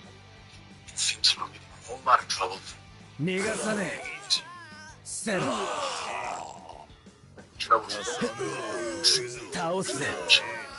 Problem is, I ain't sure he cares who he's fighting no more. Kill everyone. So, what are the pair of you scheming about now, huh? Goddamn traitors. You were nothing but a street rat when he found you. He believed in you when no other son of a bitch would. And him, you ain't been nothing but a bad apple from the start. You ain't even been with us a year and you think that you know better. I'll listen to your words of wisdom. As soon as I'm shown some evidence there's a brain inside your head.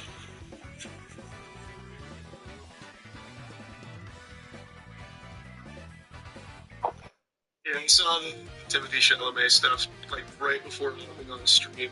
I've become somewhat of a Timothy Chalamet fan, and now I find out he's a fucking Yu-Gi-Oh player. I couldn't believe it. And I thought, because what I saw was this, I was like, okay, this is just fake photo op shit trying to be like relatable, because no one is playing Yu-Gi-Oh unsleeved. I was like, okay, this guy's a fraud, this is baloney, this is not real. But then they actually have like him playing, and he got a real board, and he's also playing kind of a goated deck. So I couldn't tell what this card was, but I saw Farfa had commented on it.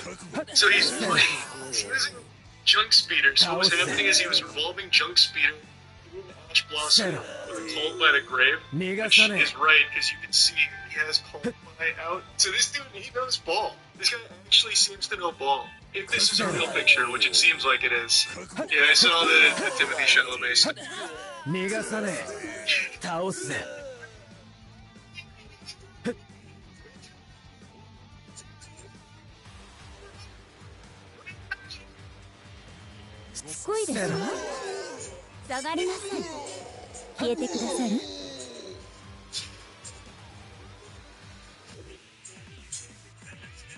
Butchka.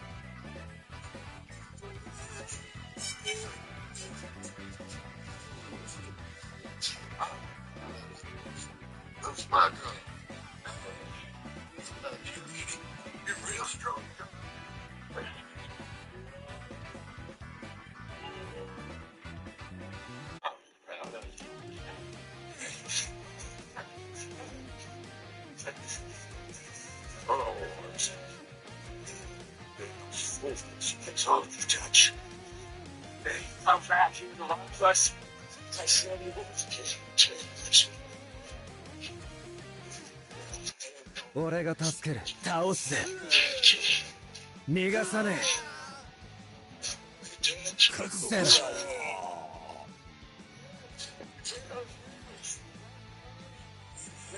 隠せろ。逃がさねえ。倒すぜ。せろ。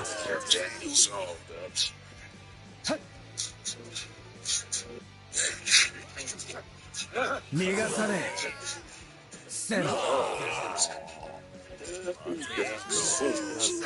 倒せ。 Hey, come back here to rob us. I said he would. And you take what you ain't no rat. 逃がさねえ。逃がしはせぬ。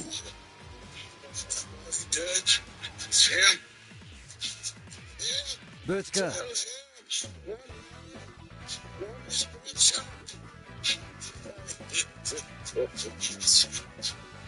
Actually auditioned for Reservoir Dogs and didn't get the job. I ran into him at Sundance when they were doing the first screening of it, and I walked up to him and said, man, this was amazing, man. It's great. That means, hey, it's like the guy who got your part. I was like, the movie would have been much better with me in it. I'm telling you right now, you would get it soon. And Pulp Fiction came in the mail like 2 weeks later. And then I said to myself, nobody writes this movie. The reason was because those characters were talking to each other and about things. Sometimes they're not things, but they were talking. I was very overjoyed that I was going to be able to talk about that much in a movie. I actually auditioned for Reservoir Dogs and didn't get the job. I ran into him at Sundance when they were doing the first screening of it, and I walked up to him and said, man, this was amazing. It's great. And he looked at me and said, hey. Settle.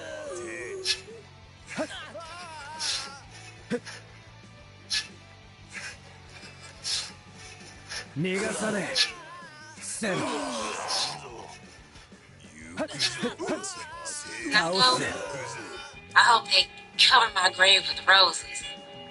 When I die, I just want to be buried with friends. With friends? Or with family? I don't think it matters more than that. What about you, Arthur? Me? Let's go. That nonsense. Come on. Face me to the west so I can watch the setting sun. Remember all the fine times we had that way. See, Tilly? I told you Arthur had his soul. I hope they cover my grave with roses. What really happened to the Vanderlyn gang after Red Dead Redemption 2? After the gang collapsed, its members went their separate ways. Mary Beth left the outlaw life and became a successful romance novelist. Charles moved north to Canada in hopes of finally building a peaceful life. Sadie continued bounty hunting and planned to head to South America. Pearson opened a general store in Rhodes and settled down. Tilly married a lawyer, had a daughter, and lived comfortably. Reverend Swanson overcame his addiction and became a priest in New York. Josiah Trelawney likely returned to his family in St. Denis. Karen disappeared. It is heavily implied that she drank herself to death. Strauss was captured by the Pinkertons and died in custody without betraying the gang. John tried to live peacefully with Abigail and Jack, but Edgar Ross forced him to hunt his former gang members. Dutch formed one final gang and chose death over surrender. Soon after, Ross had John and Uncle killed at Beecher's Hope. Abigail died a few years later. In the end, Jack Marston avenged his father by killing Edgar Ross. What really happened to the Vanderlyn gang after Red Dead Redemption 2? After the gang collapsed, its members went their separate ways. Mary Beth left the outlaw life and... Swag is terrible. That t-shirt is trash. I did not care. Look at you. Look at you. Swagger's production. No. Look at you. Look at your fucking sleeves right now, bro. Hey. All of you swag police, we gotta get this dude off the field. That's the type of dude you don't want to mess with. Man, no, not care. No, hey, your shit is not care. Look at it. Shit was getting cooked, bro. Got the safety. That's old miss. He did miss. That right. First down. Damn, J-Mac, it's some swag. Long story short, we ended up losing this game because you scored a touchdown. Hold on.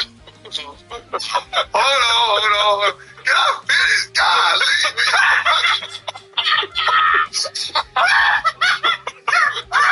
He said production, and they fucking lost. No. Oh, man. Golly. Damn, Vanderbilt. Swag is terrible. That t-shirt is... Everybody, this is Blach. I am Philly. People in this company love you. In Russia, no one touched it. Everything changed that night. That's like a million years ago. Like yesterday to me. So you came all the way over here to tell me that, President. I'll lose everything. Country. Respect. Never see stray dogs in the Ukraine. They go for days. So people spit on them. No home. Only will to survive. Fight. Perhaps.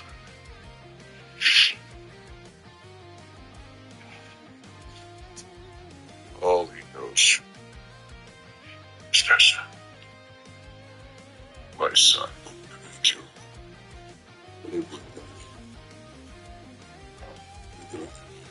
Straight away.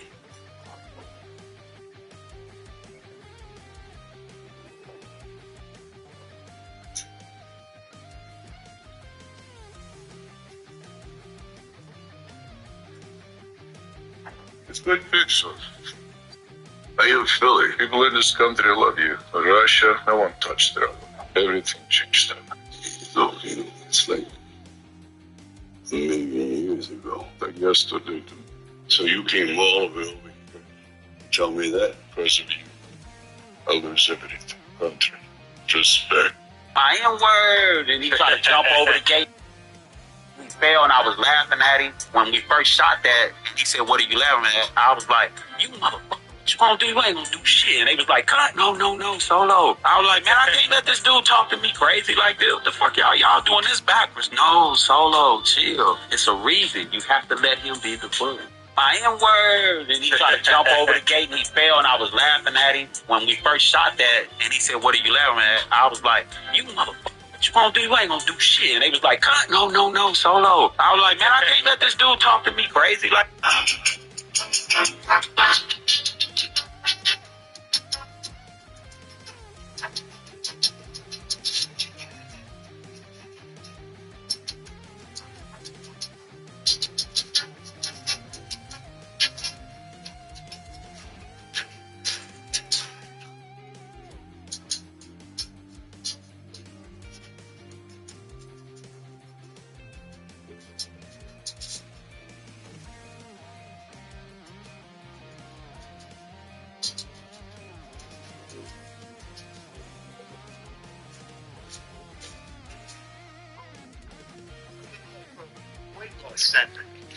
For and waiting for. This guy, stop breaking balls. Oh! This week, man. Get the video. I'll be quiz next week. You're gonna find this piece of shit in the trunk someday. Hey, come on. Hey, come on. Hey, how's that? It's out of control, the shit box. Hey, Ralph. Sit down, Ralphie. Come on. I am father. Shit, who murdered son, husband, murdered wife. What's the matter with you? What are you? My son. Oh, what did you do? It was an accident. Stop being such a crybaby. Take him to the emergency room. What? Just take him. I'm pussy boy. So nah, this guy. Oh, look at that. It's like an Check him. What's that? There's puke all over the floor up there. Smell. I got bad on both doors, but that smell won't go on for 5 damn years. That's what I'm betting. Listen, something to say? I didn't know this was supposed to be wet. How many years you spent pissing on a toilet seat before someone told you to put it up? Percy fucked up. That's your official position. Don't you think it should be? It's put in transfer request to BrierRidge tomorrow. Moving on to bigger and better things. Is that right, Percy? It was a French fry, Cajun named Delacroix. Thank you. You're about 10 seconds away from spending the rest of your life in the padded room. Oh, damn. You okay? I can feel it from here. What do you mean? Here? Yeah, I don't. Either lucky. No matter how it happened. Damn, the lucky. Where's Mr. Jam? Let him wait. Don't think you get back.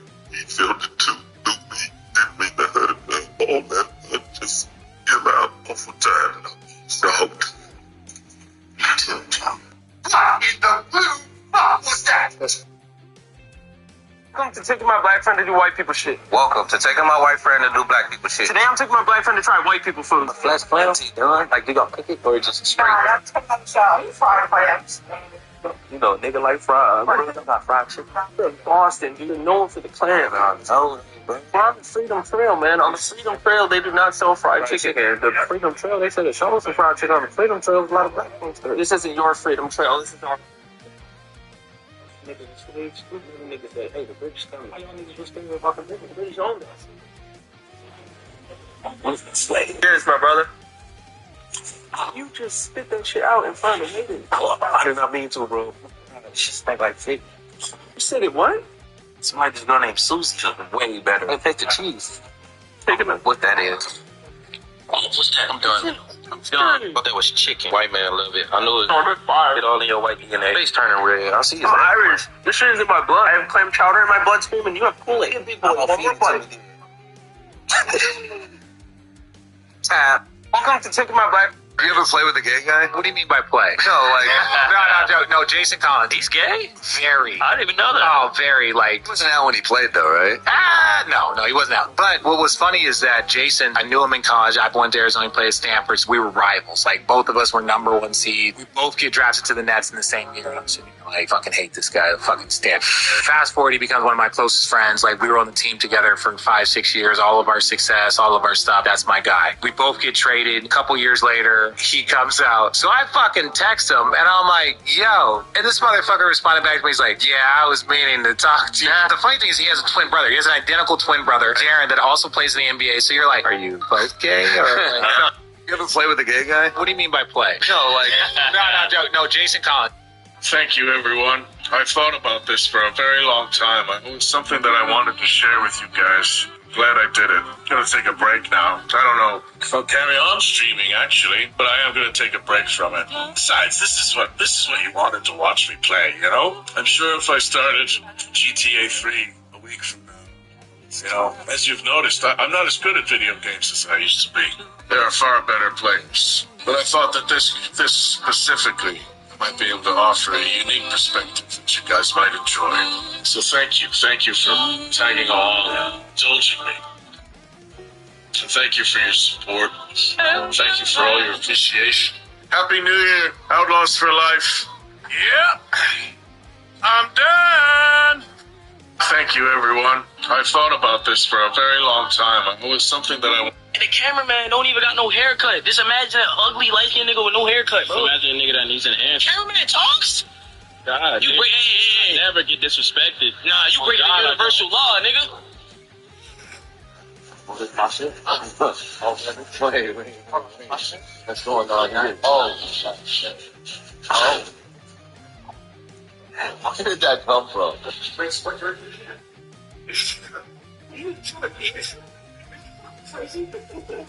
Are you crazy, Don? Are you crazy? You're I didn't tell you it's hard. What the fuck? I said you want to say. No, that's your fault. That's your fault. That's your... It's my fault.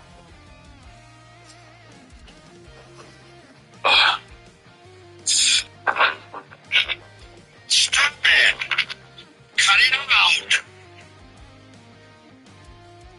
Don't even got no haircut. NFL said they reviewed the 2026 NFLPA cards leak. They don't want their laundry out there. And the NFLPA, if they get caught, they're going to be caught. And it's stupid to do it and make like it's a leak or whatever. That's the NFLPA because they're trash, dude. And they have been trash since we lost Gene Upshaw 2008. And so in 2007, Gene Upshaw came in, dude, and he told us, he said from that point forward, everybody save 30% of your money every year leading up to the lockout in 2011. He said they're going to lock us out. This is 4 years prior, dude. You have to be able to last at least 18 months. He gets diagnosed with cancer, dude, and 3 days later he passes. And then comes the worst NFLP executive director we have ever had in the history. Marcus Fitzgerald Smith. Trash. The only thing he did was make rules that kept himself in power. Get out of there, dude. That's why I'm running for the NFLPA executive director. You need somebody in there that's actually in there for the players. I'm running for executive director of the NFLPA, and I approve this message.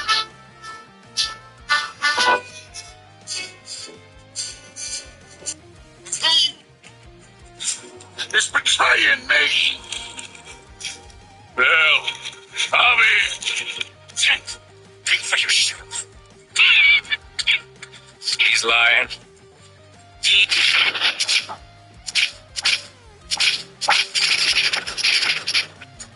Okay, I'll catch you later then. And who is betraying me? Well, I mean, think for yourself. What's your favorite position? What is your professional football? What? Cheese down! Let's go!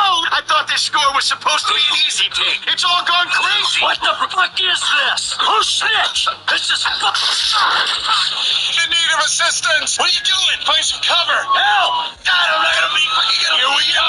If anyone's killing hostages, it's me. What? Cheese down! Let's go! I thought this score was supposed to be an easy thing. It's all gone crazy. What the fuck is this? Who snitched? This is in need of assistance. What are you doing? Shoes. About to tell you want to toss it? That's not enough. I mean, ooh, so put down too much. Toss it. Watch how Gordon Ramsay reacts to this restaurant owner's barbecue chicken dish. And I apologize about the delay. No, I'm good. Tell you what. What sauce is that? The barbecue sauce. Yes, sir. That's a homemade sauce. Yes, sir. Thank you. Yes, sir. Oh, I said cooked properly, right? They said drowning in sauce. What a shame. Jones. How you want to toss it? Javier? Yes. Javier, will you ride out with Arthur to take a look for John? Now? No. I know. The situation was reversed. Look for me. No, Fred. It's been a long time. Oh, brother. Say this. Son. Yeah. That's what crazy ever did mean so much. Brother. It's something else. That's what wait, let me. Got it to judge. Comes out. It's you. That's the way I see it. That's what you. I mean, was that set up? Law turned up real fast. I don't think so. I'm starting to get nervous. They followed us from Blackwater. Maybe. They found me already near Horseshoe. I think this lot was just locals. I hope so. I'm gonna head into Valentine. See if I can get something started there. You should all go in right now. You know the deal. Don't be followed. Of course not, boss. Was that a setup? Law turned up real fast. I don't know. I don't think so. I'm starting to get nervous. Think they followed us from Blackwater? Maybe. They found me already near Horseshoe, but I think this lot was just locals. I hope so. I'm gonna head into Valentine. See if I can get something started there. Good idea. Either way, we should all go in right now. You know the deal. Don't be followed. Of course not, boss. Set up. Law turned up real fast. I don't know. I don't think so. I'm starting to get nervous. Think they followed us from Blackwater? Maybe. They found me already near Horseshoe, but I think this lot was just locals. I hope so. I'm gonna head into Valentine. See if I can get something started there. Hey, but I know one thing though. He coming over and beating it up. He gonna beat it up. Uh-oh. I remember my dad, rest his soul, bro. My dad came down first game in Florida watching me play. We come out of the game, walking to the dorm, about 30 yards down there. They like, hey, white boy. My dad said, son, Are they talking to you? I said, yeah, Dad, let's just keep it moving. Are you ready? Came out of the pussy ready. I heard you dated one of Shaq's exes, and you couldn't feel the shoes living or picking. Why would you do that? Don't ever fuck out the Shaq. I got up, I was like, that was big as my love. I think I might need to arrest someone for being too hot. Oh, well, I turned myself in.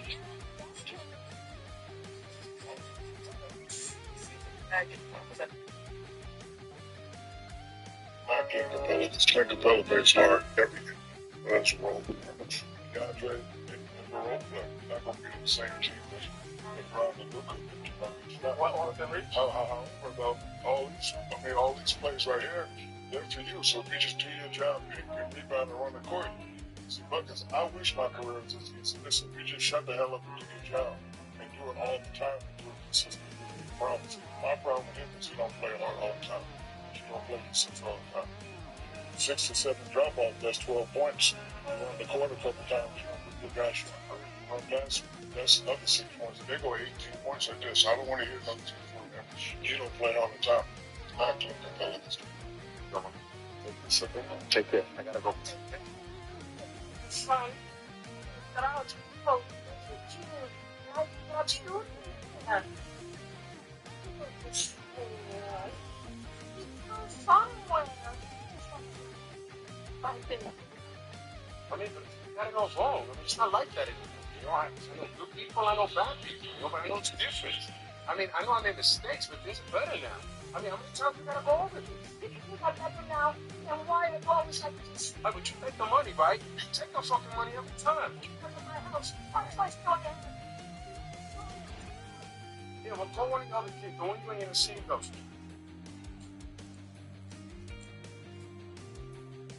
Come on. Take this with me. I gotta go. Son, but I was supposed to get with you. I thought you knew. So you sound shifty, right? What can I add to my bag? I mean, you got all the moves. But I wish I had all the moves, but can you shoot after the move? Like, I can see you dribble the ball and do all that. So I'm not saying you can't shoot, but you got to be able to shoot when you do all the moves. You have $1 million movement and finish. So you got to be able to finish the play. I ain't gonna lie, I get too excited sometimes. Like when I crush somebody. Yeah, you probably make this fall, start laughing, can't concentrate on the shot. You gotta lock in. You can't laugh until after you make the jumper. All right, I got another one. I met Kyrie Irving. Yeah. I know you're still gonna joke about him. Yeah. Go ahead, you think? Oh, for sure, I can guard Kyrie. For sure. Believe that? Yeah, I can guard him. The only thing about it is, like, when it's a 5-on-5 set, it's so much going on. Like, I gotta chase him around, ball screen, DHO. In one-on-one set, I like me. So you sound shifty, right? What can I add to my bag? I mean, you got all the moves, but I wish I had all the moves, but can you shoot after the move? Like, I be seeing you dribble the ball and do all that, so I'm not saying you can't shoot, but you got to be able to shoot when you do all the moves. You have What is fair? Well, some trees flourish, others die. Some cattle grow strong, others are taken by wolves. Some men are born rich enough and dumb enough to enjoy their lives. Ain't nothing fair, you know that. What is fair? Well, some trees flourish, others die. Some cattle grow strong, others are taken by wolves. Some men are born rich enough and dumb enough to enjoy their lives. Ain't nothing fair, you know that.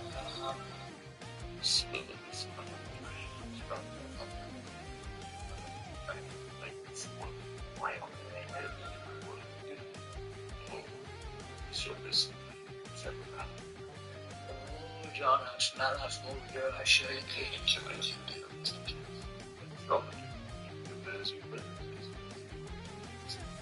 Hey, we'll get some too.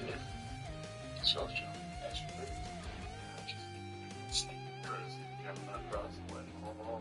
Oh, that's so very funny. I'll take it, Mr. Jingleton. I'm gonna take it too, what you did. Yep. Hey, what about me? Here comes the boss man. Your kid is simple. Block. Get that one for free. That's the last one. That's it. Is it a little bit one? I guess I'm gonna have to pay you out for the rest, huh? Good shot, what is it, huh? On your face.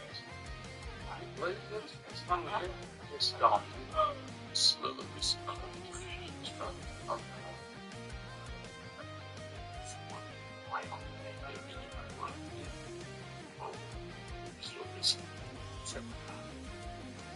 Oh, John, it's not us over here. I should have kids. So, Hey, we'll get some too. so, John, that's good. Many players believe marriage. Wizards used Arthur, but their story is actually a quiet tragedy of two people who loved each other deeply but lived in different worlds. Mary wasn't a manipulator. She was a woman who truly wanted Arthur to run away with her, begging him to leave his dangerous life behind. Run away right now and don't look back.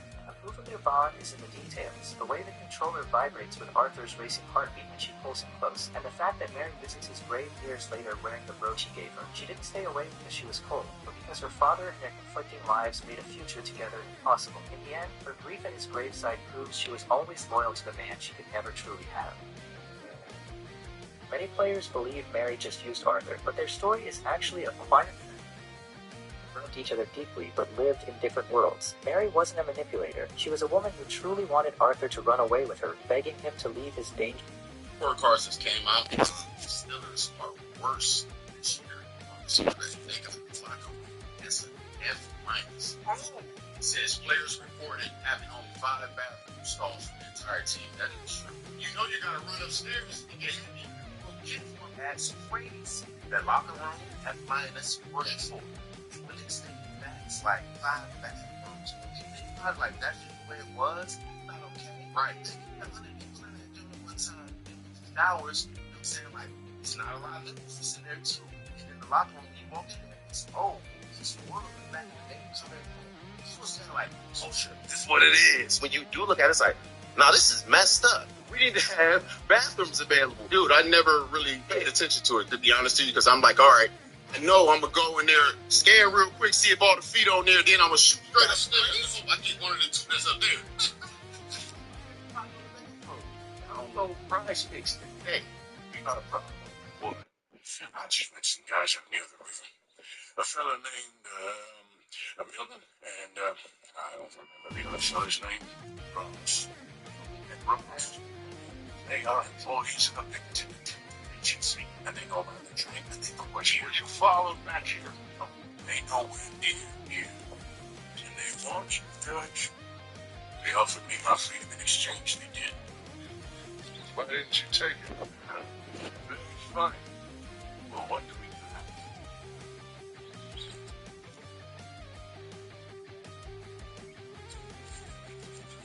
I say we do nothing. Just yet. You got a problem? What? I just met some guys out near the river. Oh, listen, Johnny. You're going to need some more serious weaponry. I've got a plan. But you need to pick up some old bullets at Riley's charge. Another shopping trip. Well, excuse me if my efforts at salvation are interrupting your busy social calendar, John. I'm only trying to help because we're old friends. I know. You better not be wasting my time.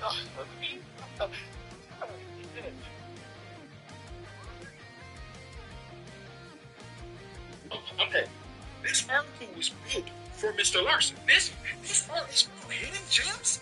It's him. It's him. Look at these stats. Becoming a mainstay in the starting lineup. 32 starts. He's averaging 12 points, 4 rebounds, 4 assists, 52% from the field. That's 100% on me. I should have got this. He might be number 1 on Hidden Gems of all the ones we've seen so far. I'm my bad. I just look right past me. The Milwaukee Bucks is next. I don't think Ryan Rollins is a hidden gem anymore. I feel like people understand who he is. But sneaky though, on the side here, this other article that came out one day ago, ranking the biggest hidden gems, and Ryan Rollins is the thumbnail. So let's say that they double dipped and said Ryan Rollins again. Nope. Okay. I'm trying to big brain and I'm wrong. AJ Green, he makes 3-pointers. We know that he's one of the best in the league at that. Minnesota Timberwolves, Bones Highland, man. Bones Highland was getting DMPs earlier in the season, and I saw multiple post-game interviews where Anthony Edwards was like, "This is my dog, man. He can hoop. He can really hoop. We just need to get him an opportunity." And eventually, he got an opportunity, and they were like, "Yeah, he's gonna take all the potential Rob Dillingham minutes." And though he is very, very streaky, when he is playing well, it is really good. It's like a really good backup point guard. The bad is bad, but when it's good, it's good. You're just hoping that in the postseason he has more good games versus bad games. Those bad games in the postseason, you stack 2 of them in a row, and just like that, you out of the rotation for the rest of the postseason. So next we got the Pelicans. Sadiq Bey is probably a good hidden gem for them. I'm gonna go Sadiq Bey. Yep. The man just had a 40 ball a couple days ago. Coming off the major injury, the ACL, he's held him out an entire year. He was a part of the Jordan Poole trade, and though I don't like that trade because I don't know what they were thinking about Jordan Poole, honestly, because now you've got multiple years left, and they traded away CJ McCollum, who was an expiring. Maybe they just don't care about contracts, but I remember when that trade happened, I was like, ooh, I don't really like this for Jordan Poole going to New Orleans, but I do like somebody taking a chance on Sadiq Bey, because I remember when the Wizards gave him that contract, the idea behind it, because he had already tore his ACL, it was like sign him to a smallish deal, and let him rehab, and then trade him later down the line. Even if he never plays a single minute with you, you know that people would be interested in the type of production Sadiq Bey had before his injury, and eventually that came to fruition. You traded him away to bring in CJ McCollum as an expired, and traded CJ McCollum away to get Trae Young. So which is kind of walked out of there as a win. But he's been really, really good this season, even if the team has not been. Next, we got the Knicks. Diawara.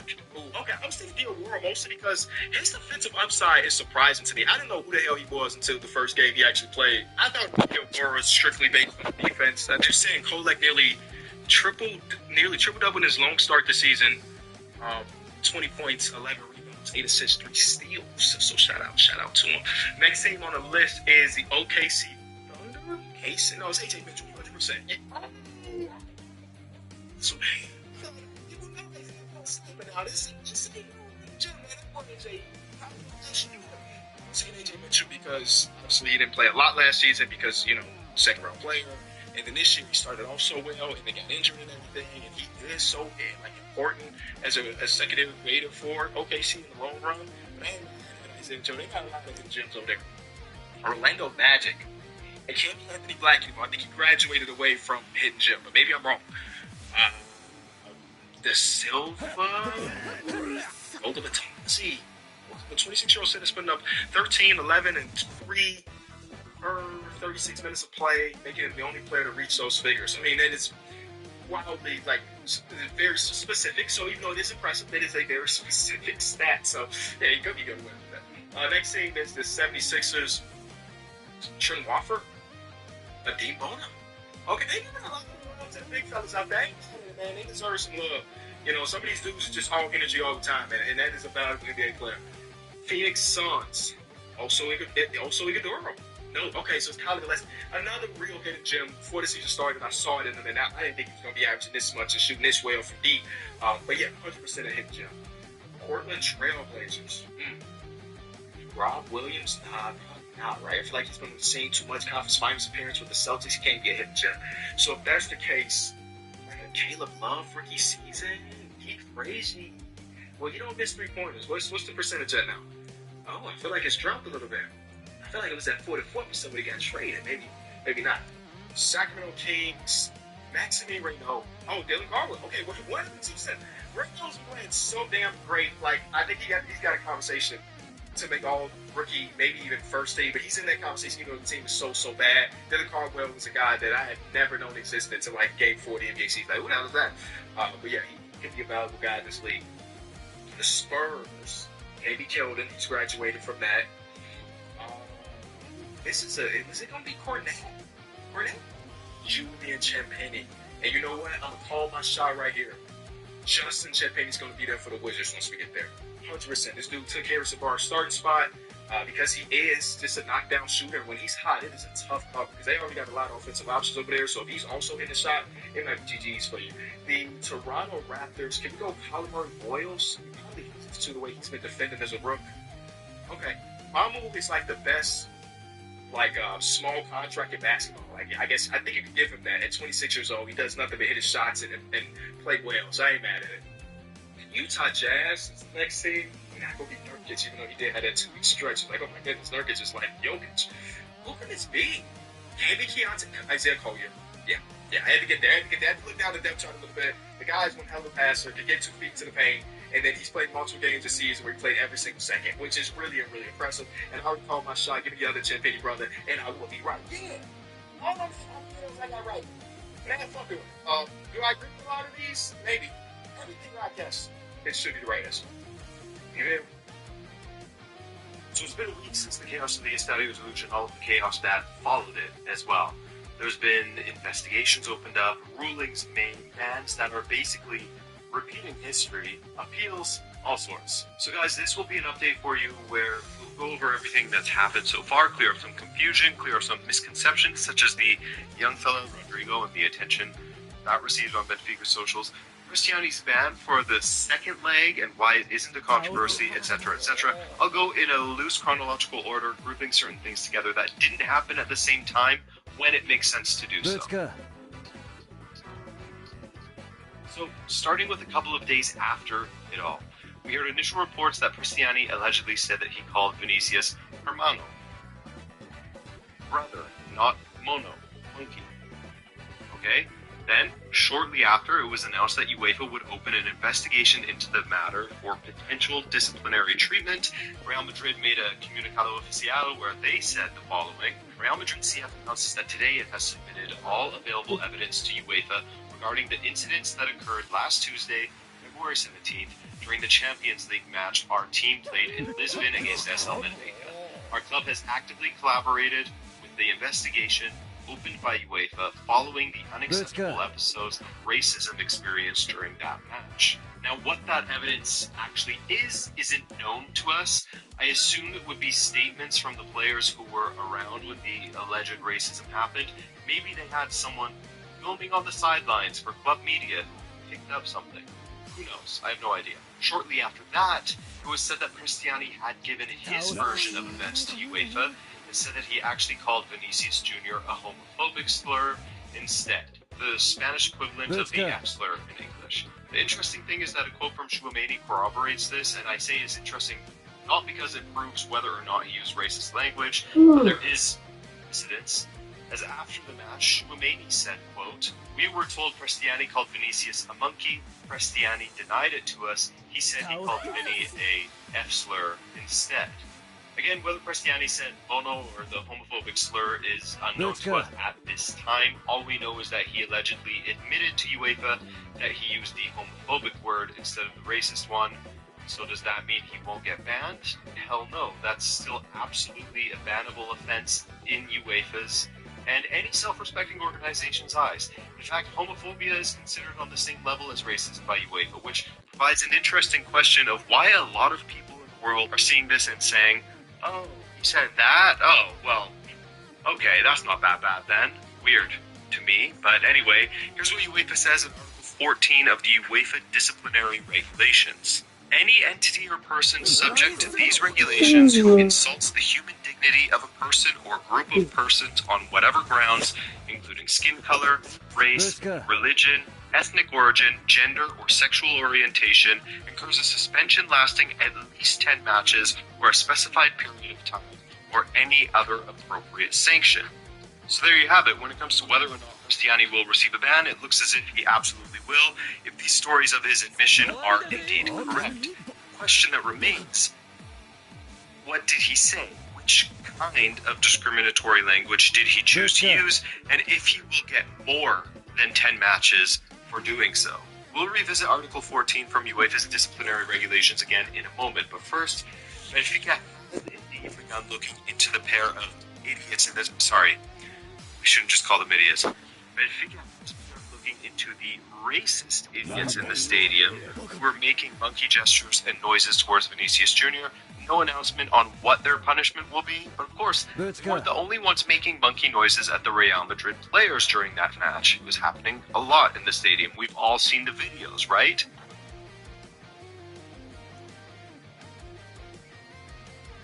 Now I bring this up because something that I find has been a bit underreported is if Benfica, the club itself, is at risk of any kind of fine, stadium ban, or other punishment, because in Article 14, it also says the following. If one or more of a member association or club supporters engage in the behavior described in paragraph 1, the member association or club responsible incurs a minimum of a fine and either a partial stadium closure or a ban from selling tickets to its away supporters. If the circumstances of the case require it, competent disciplinary body may impose any other additional appropriate disciplinary measures on the member association or club responsible, such as the play of one or more matches behind closed doors, the stadium closure, the forfeiting of a match, the deduction of points and or disqualification from the competition.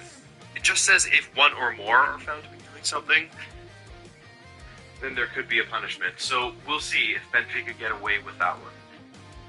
And I can't even believe the words that I'm saying right now. Like, I cannot believe that this is my club that I'm talking about. I have never, ever felt more disconnected from Benfica than right now. Just kind of disgusted with how things have played out. I still watch. I still want Benfica to win above anyone else, but it just feels weird. But anyway, we've seen the social media posts from Benfica in the immediate aftermath and how the club, or the world, is reacting to the club, labeling it racist, etc. Benfica's name being dragged through the mud, and it's self-imposed dragging as well, as I went over my initial reaction to all of this in that YouTube short I shared with you guys, or maybe you saw it on Instagram or TikTok, whatever. Having recognized how much this has hurt Benfica's reputation, and the strain it has put on his teammates as well, according to sources in Portugal, Cristiani actually apologized to the entire squad for his actions, which is another interesting twist. Both Record and Abola reported on it, and of course, it could have been just a general, I'm sorry that my actions have led to added pressure and scrutiny on the team at a difficult time, and less of an admission of anything, right? That's more likely scenario.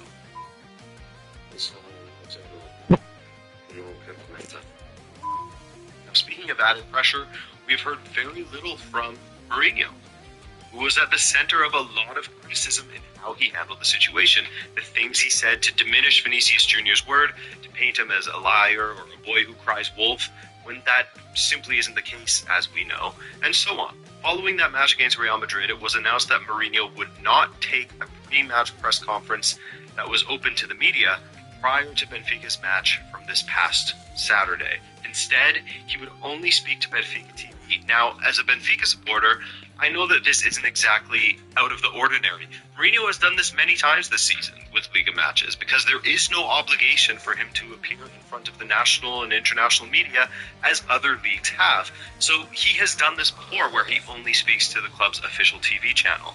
However, this would have been a great time to clear the air, maybe explain what he really meant with those comments after the Real Madrid match, etc. One of the things he spoke of was how, quote, it hasn't been easy to manage emotionally everything that has happened and continues to happen. He also just looks like sad, tired. Same with after the match, as he did, however, need to speak to the media following Benfica's 3-0 win, and he did so, answering various things about the match and the squad. One thing he did not answer was anything to do with Real Madrid, Cristiani, and Vinicius Jr. At one point, question came in from Sport TV, a huge channel in Portugal, asking the following. Quote, your statements after the game with Real were the target of many criticisms by important people in football. Do you feel that these criticisms had some impact on you? Do you feel that you made a mistake and admit that you made a mistake in the words you used? Or if you devalued Vinicius' fight against racism? Do you feel that these criticisms have a foundation or not?